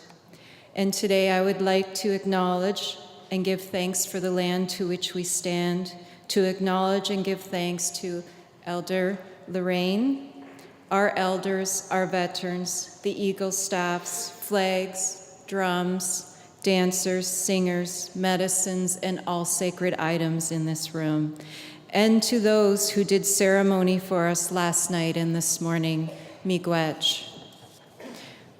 I would like to acknowledge and thank Rama Chief, Council, and Community for hosting this ceremony, and to acknowledge and thank my fellow chiefs and councils and citizens of the Williams Treaties First Nations and all of you in this room. I'd like to acknowledge and thank our past chiefs and councils from my community and all of your communities. I would also like to acknowledge and give thanks to Minister Bennett and the negotiating team from Canada, and Minister Rickford and the negotiating team from Ontario. I'd also like to acknowledge and give thanks to Peter Hutchins and his legal team. And last but not least, I give honor and thanks to our amazing negotiating team, Carrie Sandy McKenzie, Mel Jacobs, Jada Turan, and also who was part of the team, our communications, Charlene McHugh, and of course, our portfolio chief, Kelly LaRocca, who attended all meetings while being 7 months pregnant, and kudos to her for holding that up.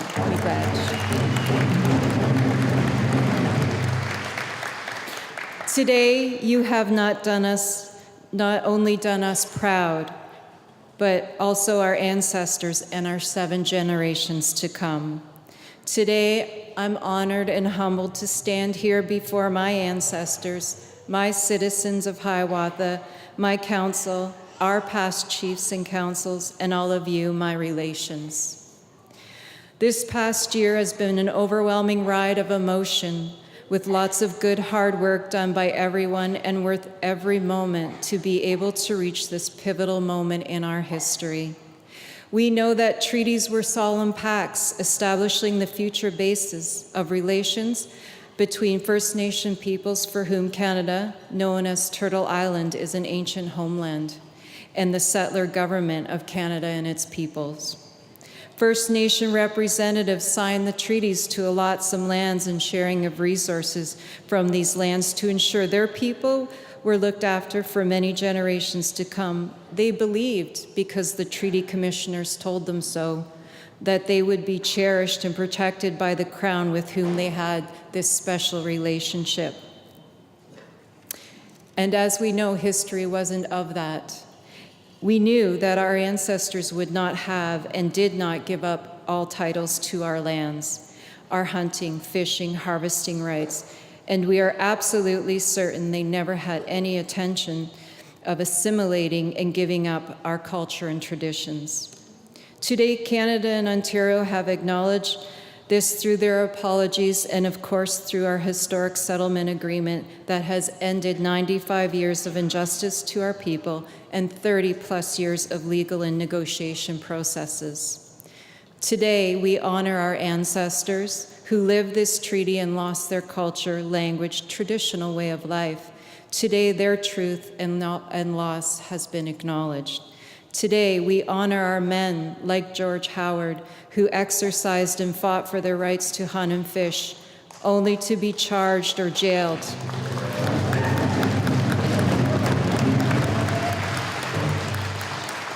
Today, they are exonerated. Today, we honor all our elders, men, women, and children who also lived this treaty and these losses, who also fought for their rights and culture and are now relearning our language, our ceremonies, and all that it is to be who we always were, Anishinaabe. Today, our truth and loss is recognized. Today is the beginning of our healing and reconciliation with Canada and Ontario as it relates to our treaties. So as we move into our tomorrows, let us all remember our past and present to create a better future for our 7 generations to come. Miigwech.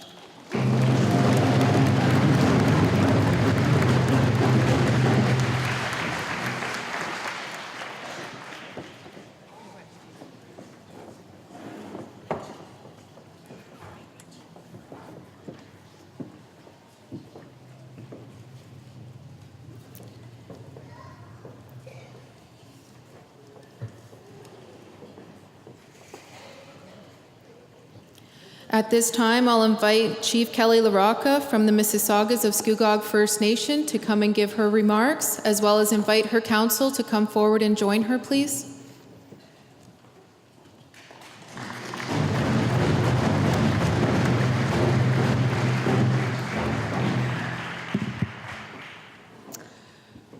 Anin Bojo, thanks Jamie. Najawema Kwakwe Indigenous. Wabsishi Dodem, Chage Dodem, Scugog Manisi Donjaba. Hello, bonjour, welcome, Anin. I want to say so much, but I only have 5 minutes, so I'm going to try and be brief. But I want to acknowledge firstly, I want to acknowledge my council member here, standing so proudly, working hard for Scugog First Nation. Heyo! Jamie Coons. He's a fantastic new counselor for Scugog, and not so new anymore. And I want to mention Laura Caldwell, too, our other counselor. She sends her regrets. She's had, unfortunately, a medical issue, so she has to be away today, but she's sure with us in spirit. I want to acknowledge and thank Elder Lorraine McRae for the beautiful remarks and the warm welcome and hosting of the Chippewas of Rama. I also want to say thank you for the pipe ceremony this morning. That was just a beautiful way to start the day. And of course, all the sacred items, I actually got a little verklempt when I was watching the dancers come in this morning. It just was a great feeling. So forgive me if I get emotional, as is usual. Where am I? Now I'm reading off my phone because that's where I do my speeches now, so forgive me if I look down a bit. It's not that I'm texting anyone. I just, of course, want to acknowledge and thank all of the representatives from Canada and Ontario, and of course, namely Minister Carolyn Bennett and Minister Greg Rickford. So thank you for your being here, for your efforts, for your kind words, and for the apologies that you've issued to the Williams Treaties First Nations. I want to tip my hat and give great thanks and respect to our past chiefs, Gary Edgar, Rennie Goose, and Tracy Gauthier, who have really worked hard and worked tirelessly on the Williams Treaties file since I came back to Scugog as a young girl. I want to acknowledge also the late Yvonne Edgar, past chief of Scugog, who really was a beautiful person and cared deeply for our community and our treaty rights. I want to just really give my love and respect to all the members of council who served with those chiefs I just mentioned, and to thank them for their great work. And I see Della in the crowd, and I want to thank her for showing me the ropes too on council. So miigwech.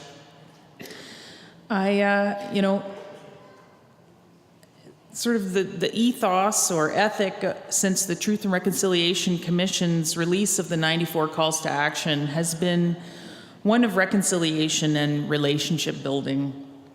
Serving as the portfolio chief for the Williams Treaties First Nations during this negotiations process, I've had the pleasure of taking part in the negotiations and the mediations that took place between Canada, Ontario, and the Williams Treaties First Nations.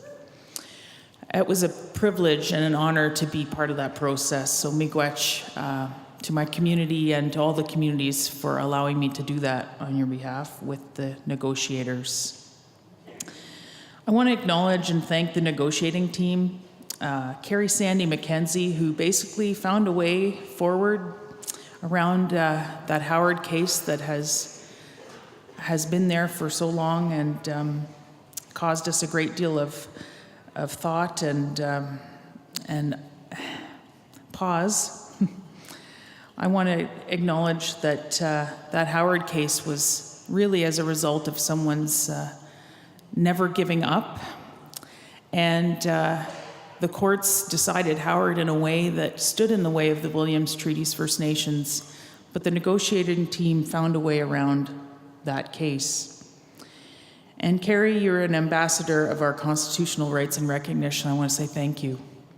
Mel Jacobs, I call him "Oh Captain, my Captain." He is, what a beautiful legacy Mel leaves behind after a lifetime of working in Indian country, as we call it. Jada Turan, just a completely tenacious, short but mighty and absolutely brilliant lawyer who brings pride to her family and never forgets the contributions of others. Miigwech, Jada. And I would like to acknowledge Charlene McHugh, too, who kept us all in line, as well as Kathy Edney, made us organized and mostly made me get to things on time. Next, I want to thank Peter Hutchins and the Hutchins legal team for their impeccable legal work, really razor sharp. It was the case that you built on the evidence provided by our ancestors, which made our claims so very sound and cogent and powerful, so as to create the political will towards a settlement. So miigwech to you. I'd like to thank the families of the leadership and the negotiating team, because you have kept us strong. And of course, I want to thank and acknowledge my husband, who took such good care of me and our daughter, Ruby, and now our son, Eli, through the countless chiefs meetings and the negotiation sessions, through the mediations at Rama, through the late nights. Jonathan has made me able to take part in this today, so miigwech to him. And to our communities, to all of you for your patience and perseverance.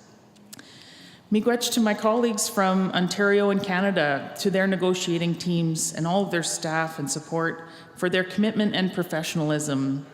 We've all been through a great deal in our personal lives, really, since this process began, namely the 2-year negotiation process I'm talking of.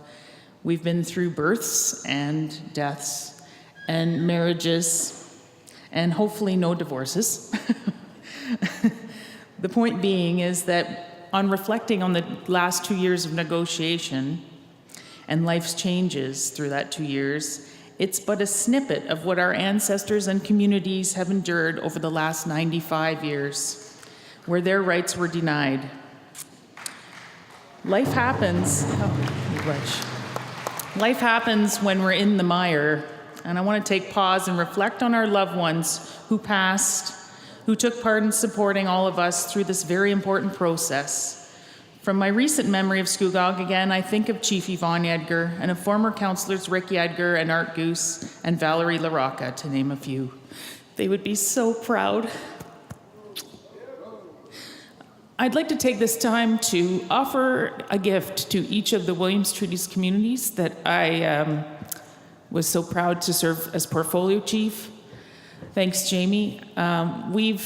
According to a protocol that was signed with the Anishinaabe Nation, or Union of Ontario Indians as it's also known, there's an eagle sharing protocol that we have with the MNR. And if an eagle is found injured, or, passed on, and such, the MNR will bring those eagles back to the Anishinaabe communities to which they are so sacredly held. And Scugog, for the first time in 25 years, was given 4 eagles to the community just prior to our last election. I found that very, very timely and just very uplifting. And I'd like to share those feathers with each of the communities as a community feather in appreciation and acknowledgement of our robust treaty relationship we share together. So, Jamie, if you could pass along the boxes, I'd be very appreciative. That's just for your communities to hold. And I have additional feathers we'd like to gift afterwards for the use of your community and your people. I have Jackie Ouellette to thank for those eagles too, by the way. She really is quite dedicated to our treaty rights, and I want to acknowledge her work. So, to borrow terminology from Minister Bennett's apology on behalf of the Government of Canada, today marks a new chapter in our history. May the constitutionally protected rights enjoyed in our pre-Confederation treaty areas be robustly practiced by all of our people. May the new relationship with Canada and Ontario be nurtured and protected. May our ancestors rest peacefully and knowing that their sacrifices were not in vain. May our present generations, all of us, all of you, be brought into balance with hope and the rekindling of our culture. And may our future generations be healthy, be secure in their identity, and have prosperous communities, as is intended through this Williams Treaties settlement. Miigwech, thank you.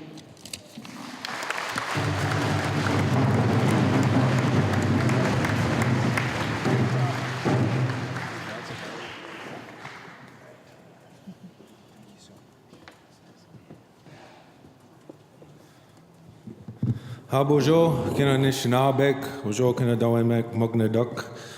Anim Kins Indishnikas, Wawasia Agamek and Devin Injuba, Makwagin Indodem, Chemaknak Minising and Devin Injuba.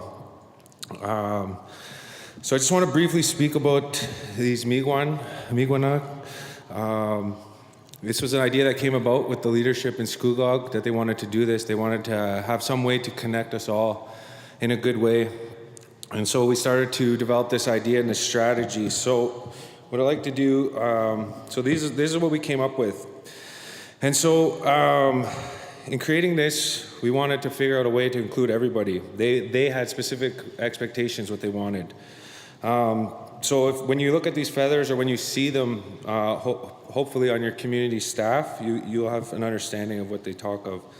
So this blue, the blue side here, this represents our Niniwag, Anishinaabe Niniwag. This represents all of our Mishomisinanik, all of our grandfathers. And on this red side is Kinakwewag, Kinanokmisinanik, all of our grandmothers.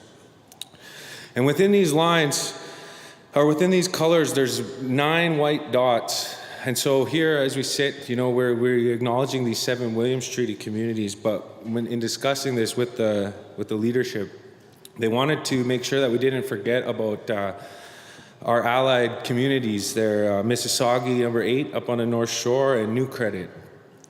And I thought that was very important because we as Anishinaabe, we need to remember that we are, was it not our way? And when we introduced ourselves and we introduced our clan, that we were then understanding who our family was and wasn't, and we would be welcomed as such. So I want you to remember that wherever you go, the drive in this morning, I passed a lot of farms, I passed a lot of townships, and if you really close your mind and open your heart, you'll start to see images. You'll start to see the Nokmisinanik, Mishomisinanik, the Chigete Nishnaabe, Bomosean. You can see them walking. They walked everywhere. There's nowhere I've never left my territory. I may have left one reserve and come to another, but I've always been in Anishinaabe Akin. So when we think of that, we think of the grandness of who we are. You're among your people the same if you're a Rocky Boy, Montana, as you are in Minnesota, Wisconsin, Michigan. So remember that we're not just limited. We were originally forced to be on our reserves, but we're so much greater than that.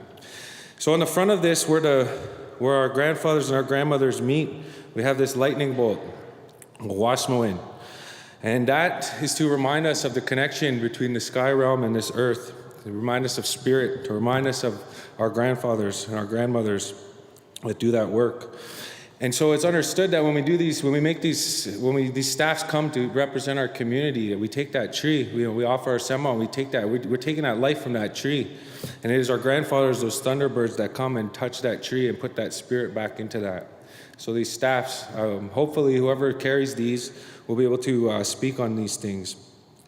And so on the back side here, we also have 3 flowers to represent the past, present, future, but more importantly to represent our connection to everything. Anishinaabe have been under this mental attack, we'll call it, that we've been forced to think about ourselves, our human needs. And let's remember who we are. Who we are these clans, are these families. And each of those clans worked hard together to make sure that not only the humans were looked after, but our relatives, all those animals, all those swimmers, all those flyers, all those medicines, that they were too counted. So as we go forward, I want to encourage us to remember these things, to remember that these flowers, they symbolize life. And as Anishinaabe, we have a deep, deep-rooted connection to life. It's in this physical realm, in the spiritual realm. And so the last thing I'll speak about is these 3. So as you can see, these 9 dots here, they make a balance, but we're here in the very center. This is where we are at this time. So it is imperative for us to remember those that came before. Remember Anishinaabe Ba. Remember the ones that aren't here. Remember the ones that went through the good times, the bad times, for us to even be here. And so as we're here, we look at that dot beside us towards the future. We look towards the ones that have yet to come. We act in the best manner we can to preserve life for them. And we look to our left, to the left side, and that's the past. That's that little bit of an ember that kept burning that's now starting to grow back into a fire. And so the same is true when we look to the past. We remember that center dot, the Chigete Anishinaabe, they were constantly carrying themselves in a way that was going to lead to a better earth for all life, not just people, for all living things. So they had we won't say one foot, they had one eye or one part of their vision looking to the past and the other part looking to the future. And so here we are in these last 3, and I don't know what will happen with that. I don't know where we'll end up. That's the future. I can't see that. However, I do know that our Anishinaabe will face the same thing that we face here today, that our ancestors faced in the past. They're going to go through that. They're going to have to remember where they come from to be able to pick up and continue those things on into the future. So as we go forward, I'd like to just acknowledge all of the clans that make up all of who we are.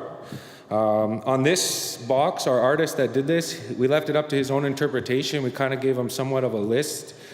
I apologize if any of your clans have been omitted or not on any particular case. It was not our intention to do so.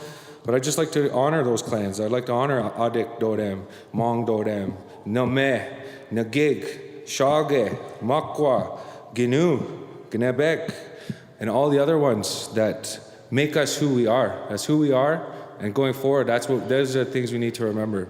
So this is life. The last thing I'll end with is this is life. We understand this in Anishinaabe. This represents life. So the community, that's what they wanted. They wanted this to symbolize and to help encourage that flame, that Anishinaabe Madzuwit amongst all of our people. When we were up at I'll end with this. When we were at the Mississauga gathering, I was fortunate enough to go up there. They spoke of this. They said they're working really hard to come together. And they said, when we're off on our own communities, we feel isolated, we feel alone, we feel like it's just us. And they said, so any one of our communities, we may have a few hundred, maybe have 1,000, maybe have a couple thousand, but we're not the same. It's that old, that arrows proverb. When we're together, we're strong, because Scugog has approximately 250 Mississaugas, but collectively the Mississauga Nation has over 11,000 people. So remember that we're not just limited, that each and every one of you, I guarantee you, if we went back through our lines, we would be related somehow, some way. Aha, chumigwech.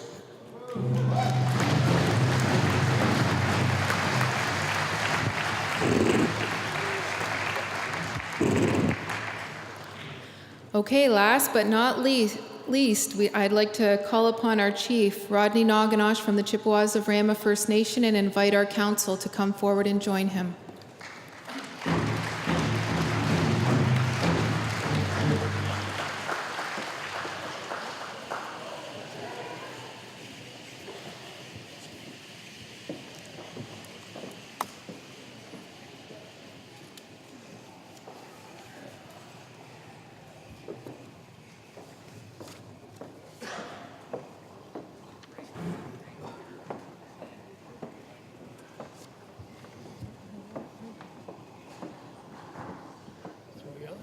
No. I was wondering what they're all doing. Anyway, miigwech to everyone for all your kind remarks. I truly appreciate everyone's words. It seems so sincere, which I really appreciate. That treaties take decades to implement and sometimes to resolve. The Williams Treaties, communities worked together for over 95 years to settle these treaties. History tells us that our ancestors, dating back to the original pre-Confederation signatories, worked on your behalf to bring about the restoration of our harvesting rights, which were wrongfully taken. I would like to take this moment to acknowledge former leaders from Rama First Nation and all the Williams Treaties communities who have worked hard to right the wrongs in the Williams Treaties.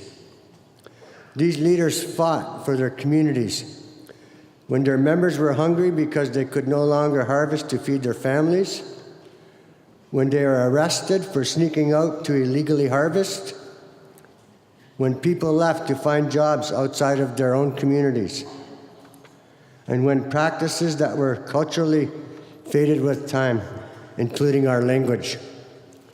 Many generations of our people have suffered. They have been deprived of our way of life. It will take many generations to recover from these harms. The restoration of our harvesting practices and language is one of the challenges each one of our communities will face. We will have to teach the young members skills that haven't been passed down, reestablish the tracks that our ancestors used when they went out, revitalize our language and renew the spirit around practices that only some of our members continue today. I know that there are many of you in this audience this morning who will be our teachers, who will work with all of our communities in the restoration of these pathways. We have a lot of work ahead.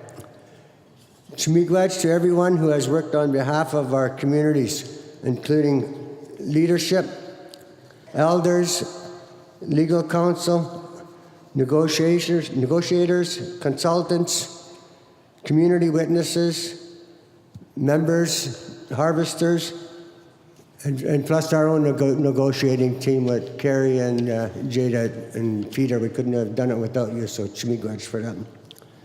And there's also many people who remain behind the scenes that did a lot of great work on this on behalf of our communities. It has been a long and exhausting process that only reflects my experience over the past 4 years as chief and 18 years as a member of council.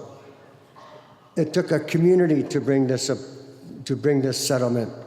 Chimigwaj to all of you for being witnesses to this historical commitment. Today marks a new beginning, a new treaty relationship that we all have a responsibility in implementing. Ontario and Canada have each shared an apology with us today. Chimigwaj for this. We appreciate it. I appreciate the consultations with the Williams Treaty leadership, elders, and communities that were undertaken by the Crowns because they wanted to make sure they got this right. Minister Carolyn Bennett visited with my council a few months ago and expressed her hopes for this apology.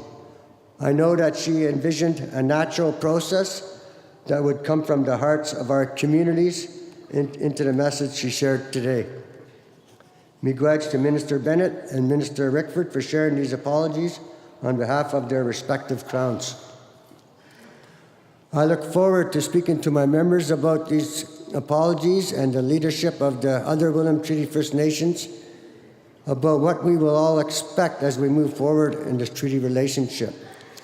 Like you, I am hearing the apology for the first time today. Like you, I will spend some time with these words, feeling them and looking for a path that leads us forward. These words are the beginning. An apology is monumental, but an apology is not automatically accepted. When a country apologizes, it should bring with it a commitment to action. I am hopeful the apology made today will extend beyond words within this gymnasium. I am hopeful there will be a plan to teach the Canadian public about our shared history so that they too can take up the burden with us as we move along this healing path.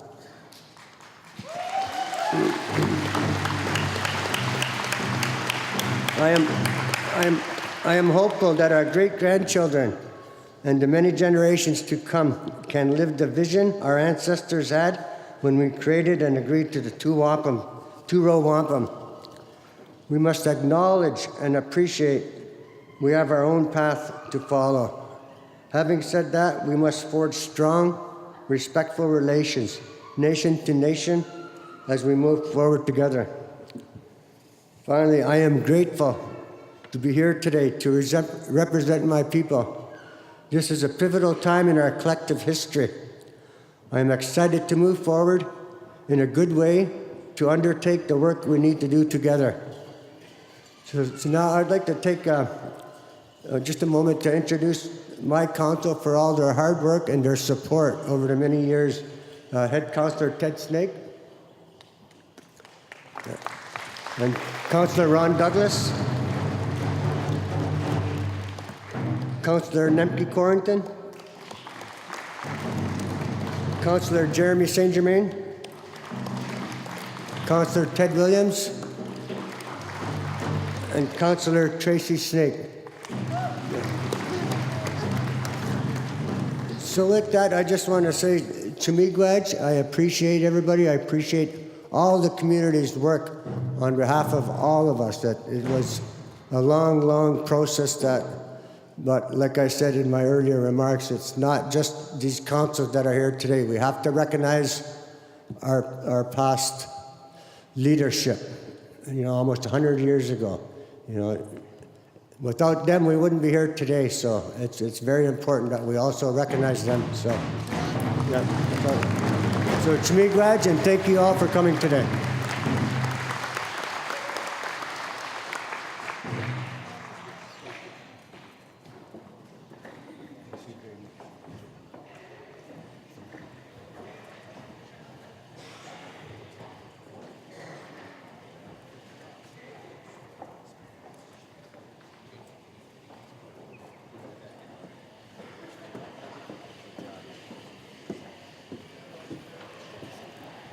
Okay, folks, we're almost there. At this time, I'd like to invite Shelley Charles to come forward. We're going to be having a jingle dress presentation, and she's going to give a little bit of the history on that and the reason why we do that. And if I can have the Mishkaziwin singers from Curve Lake be on standby.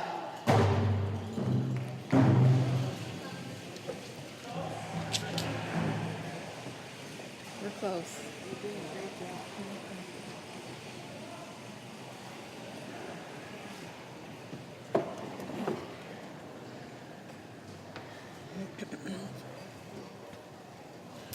Bonjour. Mandal ko indigenous cause muskanoja and odem. Gagige nishnabe kwendal. Mishomasananik no komisananik migwech go kinege go ga mijian. Gege kinwe ma na ke ga jindayan widoko shin. Widoko shin minwa kinwe ma shin na ke ga jindayan. Nikanagana. I just wanted to start by, so my name is Manda Kwe, and I'm from Zhonyang and Donjaba, and I'm really happy to be here with my chief, Donna Bigkinu, and all of the councilors from Georgina Island. The big claps, Janet. Also, for all of those of you who joined us this morning at 7 a.m., I really appreciated you being there with us. We started on time, and we ended on time, and I was really glad that you joined us for the sunrise ceremony. Miigwech for that. We have had healing dances in the Medewin Lodge in our teachings, in our scrolls for thousands of years. And they have, while they have been different in design, the same purpose was for healing, for the healing of the people, for the healing of the mind, body, spirit, and heart. And it's in this way that we are presenting our jingle dress dancers. The story comes from, the story that we know about the contemporary jingle dress dancer is about a young woman who was very ill, and her grandfather became very disheartened and very sick, not knowing how to heal his granddaughter. So it was through a vision that he had had of how his granddaughter could be healed. And in that vision, he saw those 4 women, and he saw that dress in those 4 colors. And when he woke, it was those women that stepped forward to help create that healing dress for this young woman. And one of those women we know today from Whitefish Bay territory, and that's from Maggie White, from Maggie White's family. So we acknowledge her family. We acknowledge those 4 first jingle dresses here today. Our ladies have been waiting for a very long time, patiently, in the 4 directions. And what we wanted to do this morning, or at noon now, is to embrace all the people here, to come from the 4 directions, and then to go around the perimeter of the room in a circle so that we can extend in the best way, in the kindest way that we know how, healing to everyone here in this room. So with that, I wanted just to say Chimigwech, and thank you for asking me to help with this. Miigwech.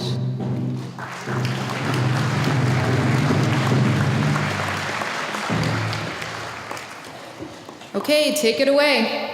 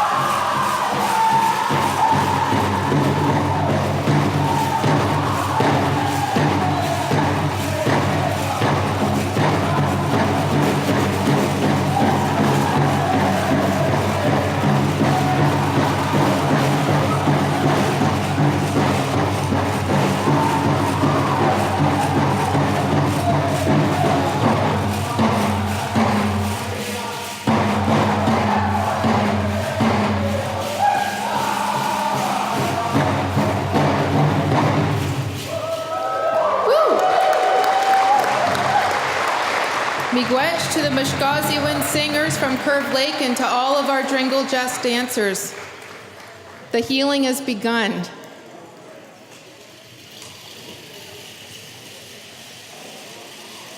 I'd like to invite all of our signatories to come down to the lower stage. We're going to be doing a gift exchange as part of our protocols.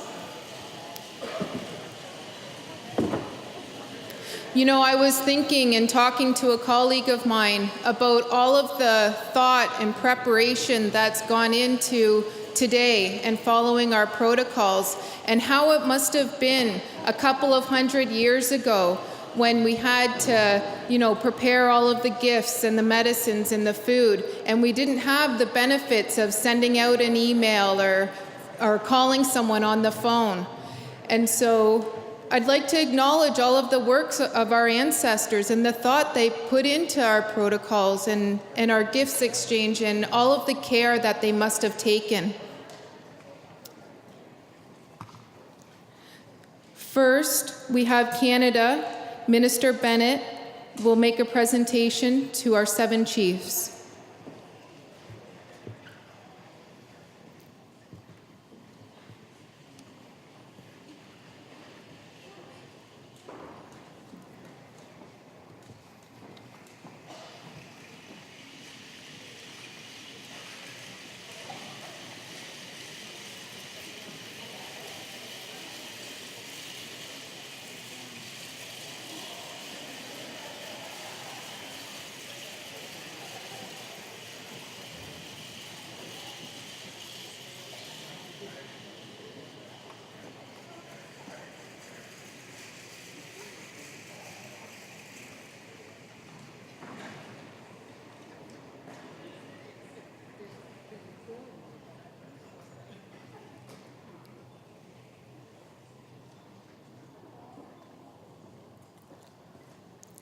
And next, I'd like to invite Minister Rickford, on behalf of Ontario, to present to the 7 chiefs.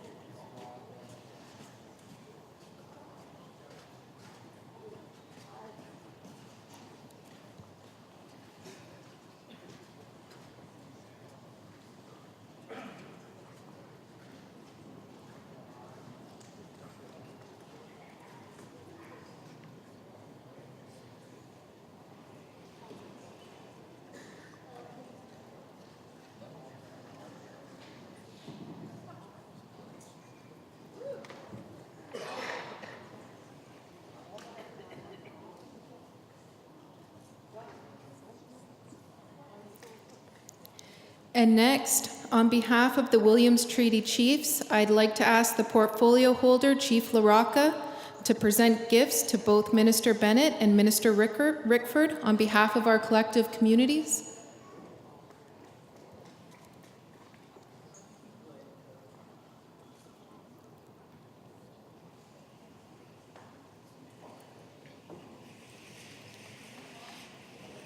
And at this time, I'd like to call upon our negotiating team to please come forward.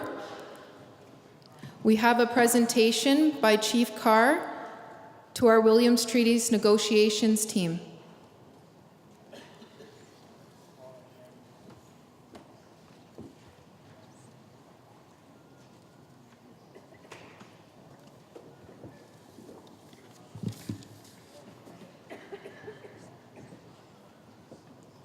And while that presentation's being made, if I can ask Vicki Snake to come to the podium, please.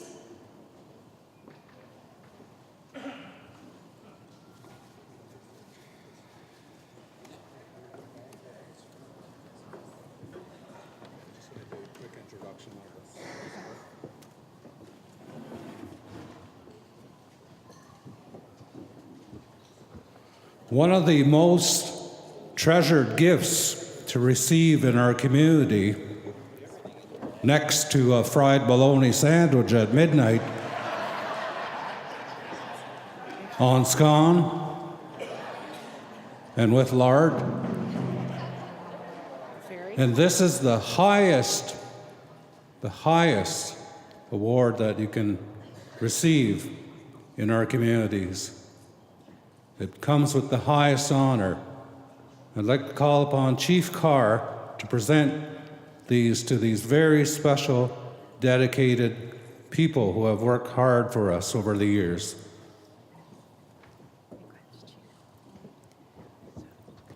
On behalf of the 7 Williams Treaties chiefs and communities, we wanted to honor Carrie, Mel, and Jada with an eagle feather for all their hard work, all the time they put in, all the time they took from their family.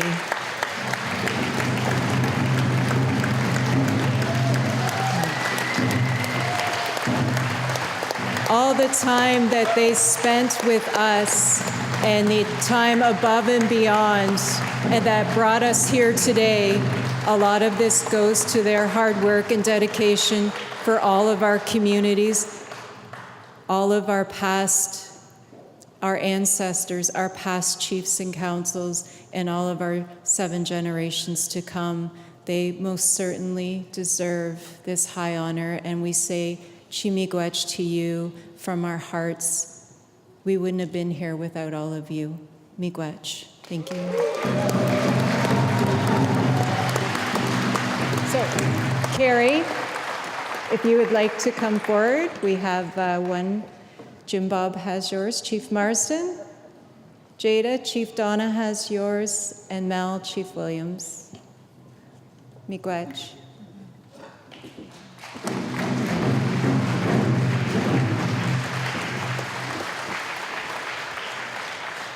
I've also asked Vicki Snake to come forward to give a little history on the tobacco ties. You would have noticed the canoe filled with them as you came in. And part of that is for our gift giving to make sure that everybody leaves with something as well. So I'll ask Vicki if she can share a little bit on the tobacco ties and the teaching. You can all be seated. Wawen bojo gnu ananko kwan dijna kas wabsheshi and dodem abding with the kwan down Vicky and the Shagana Shim Noswin. As Evelyn had said, I've been asked to speak about these tobacco ties here that are in this canoe. First, I wanted to speak a little bit about tobacco. A sema. A sema is the first medicine for Anishinaabe. And Opchiko Pitandagwat. It's very important medicine, and it's very sacred medicine. It's a medicine that helps us to connect to creation and to spirit. It helps us to communicate with creation, with creator and spirit. So this is being offered to everybody here, but it is very important and very sacred, and it's important to remember that as well. They're in ties here, like this one, and they're used for prayer or to be offered when something is needed. That could be animals, that could be plants, that could be help or support even. And they're used today in these pipes. Prayers have already been offered today for that. When we use this tobacco, we hold it in our left hand whenever it is that we're speaking to spirit. And this tie can then be offered to the Mother Earth, sin, rocks, tig, the trees, water, and also to the sacred fire here that you may have noticed or you may have been at today. The sacred fire that's lit behind the Culture and Research Department over here. That's where this can be offered. So for those of you who wish to take one of these over here, that is for you to put your thoughts into, to put your prayers into at that time that you need it. and to use it in that way. But to remember that it is sacred medicine for Anishinaabe, and to remember that it is very important to us. So with kindness and respect, we offer that gift to you. Miigwech.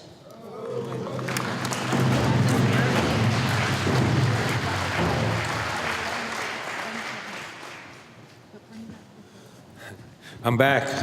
I just forgot the most important part. I was trying to think about the meanings behind that, but I want to acknowledge a sincere big miigwech, an acknowledgement to the work of Wabshkanokmikwe, Tamara Charles. She worked really hard to put those feathers that we presented to the chiefs here. So I just wanted to give that acknowledgement for the hard work and love that she put into these. Aha, miigwech.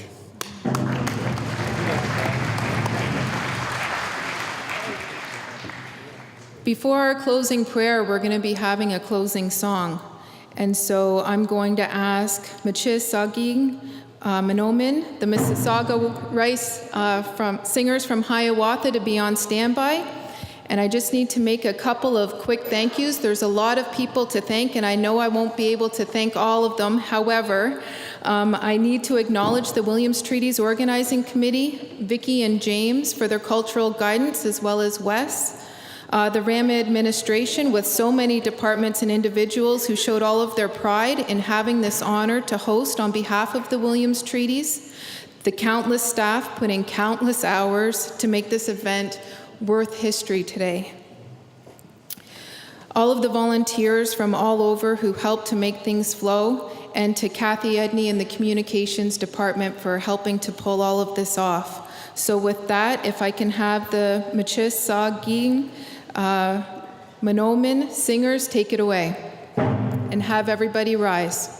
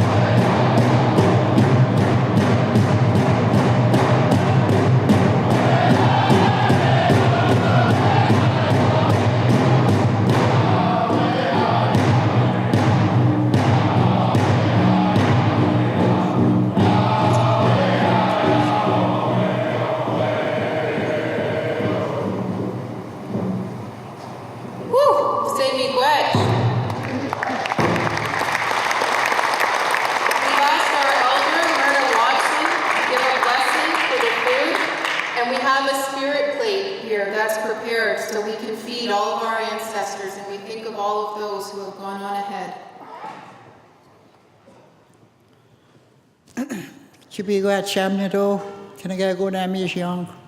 Up Chiganok Chinan Agwad, can I go in my Rabak Nungo?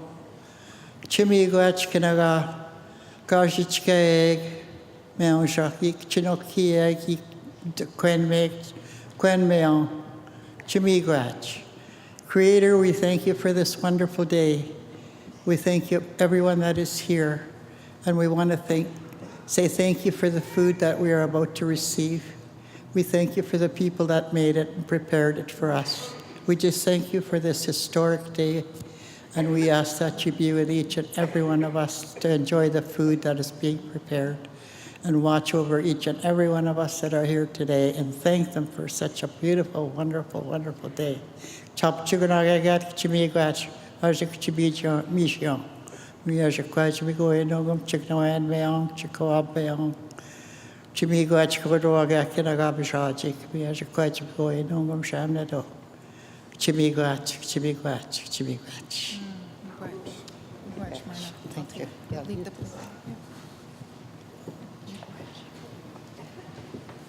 All of our pipe carriers are coming forward. They're going to actually break apart the pipe, and that will signify the conclusion of our ceremony here today.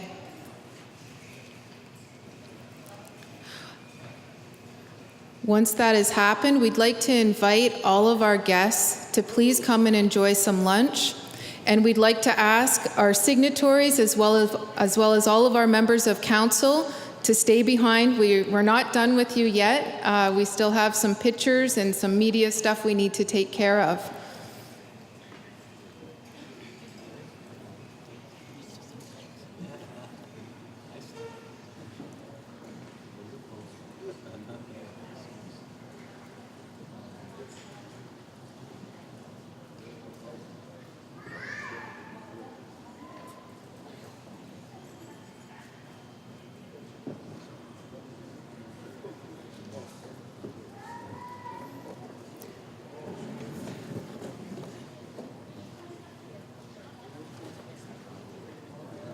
Ahow, miigwech everyone, and thank you for taking part in this historic day. We appreciate everyone being here. Miigwech.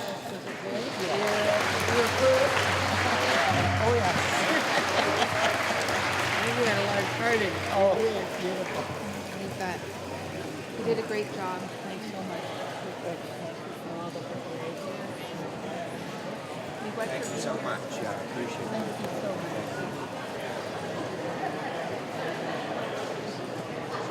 The stylist will know. Thank you. Great to be here today.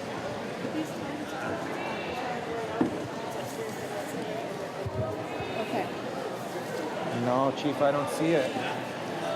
So remember to pick up your tobacco tie on the way out, and we have food both out in the atrium as well as on the second floor, so we can feed you all as quickly as possible.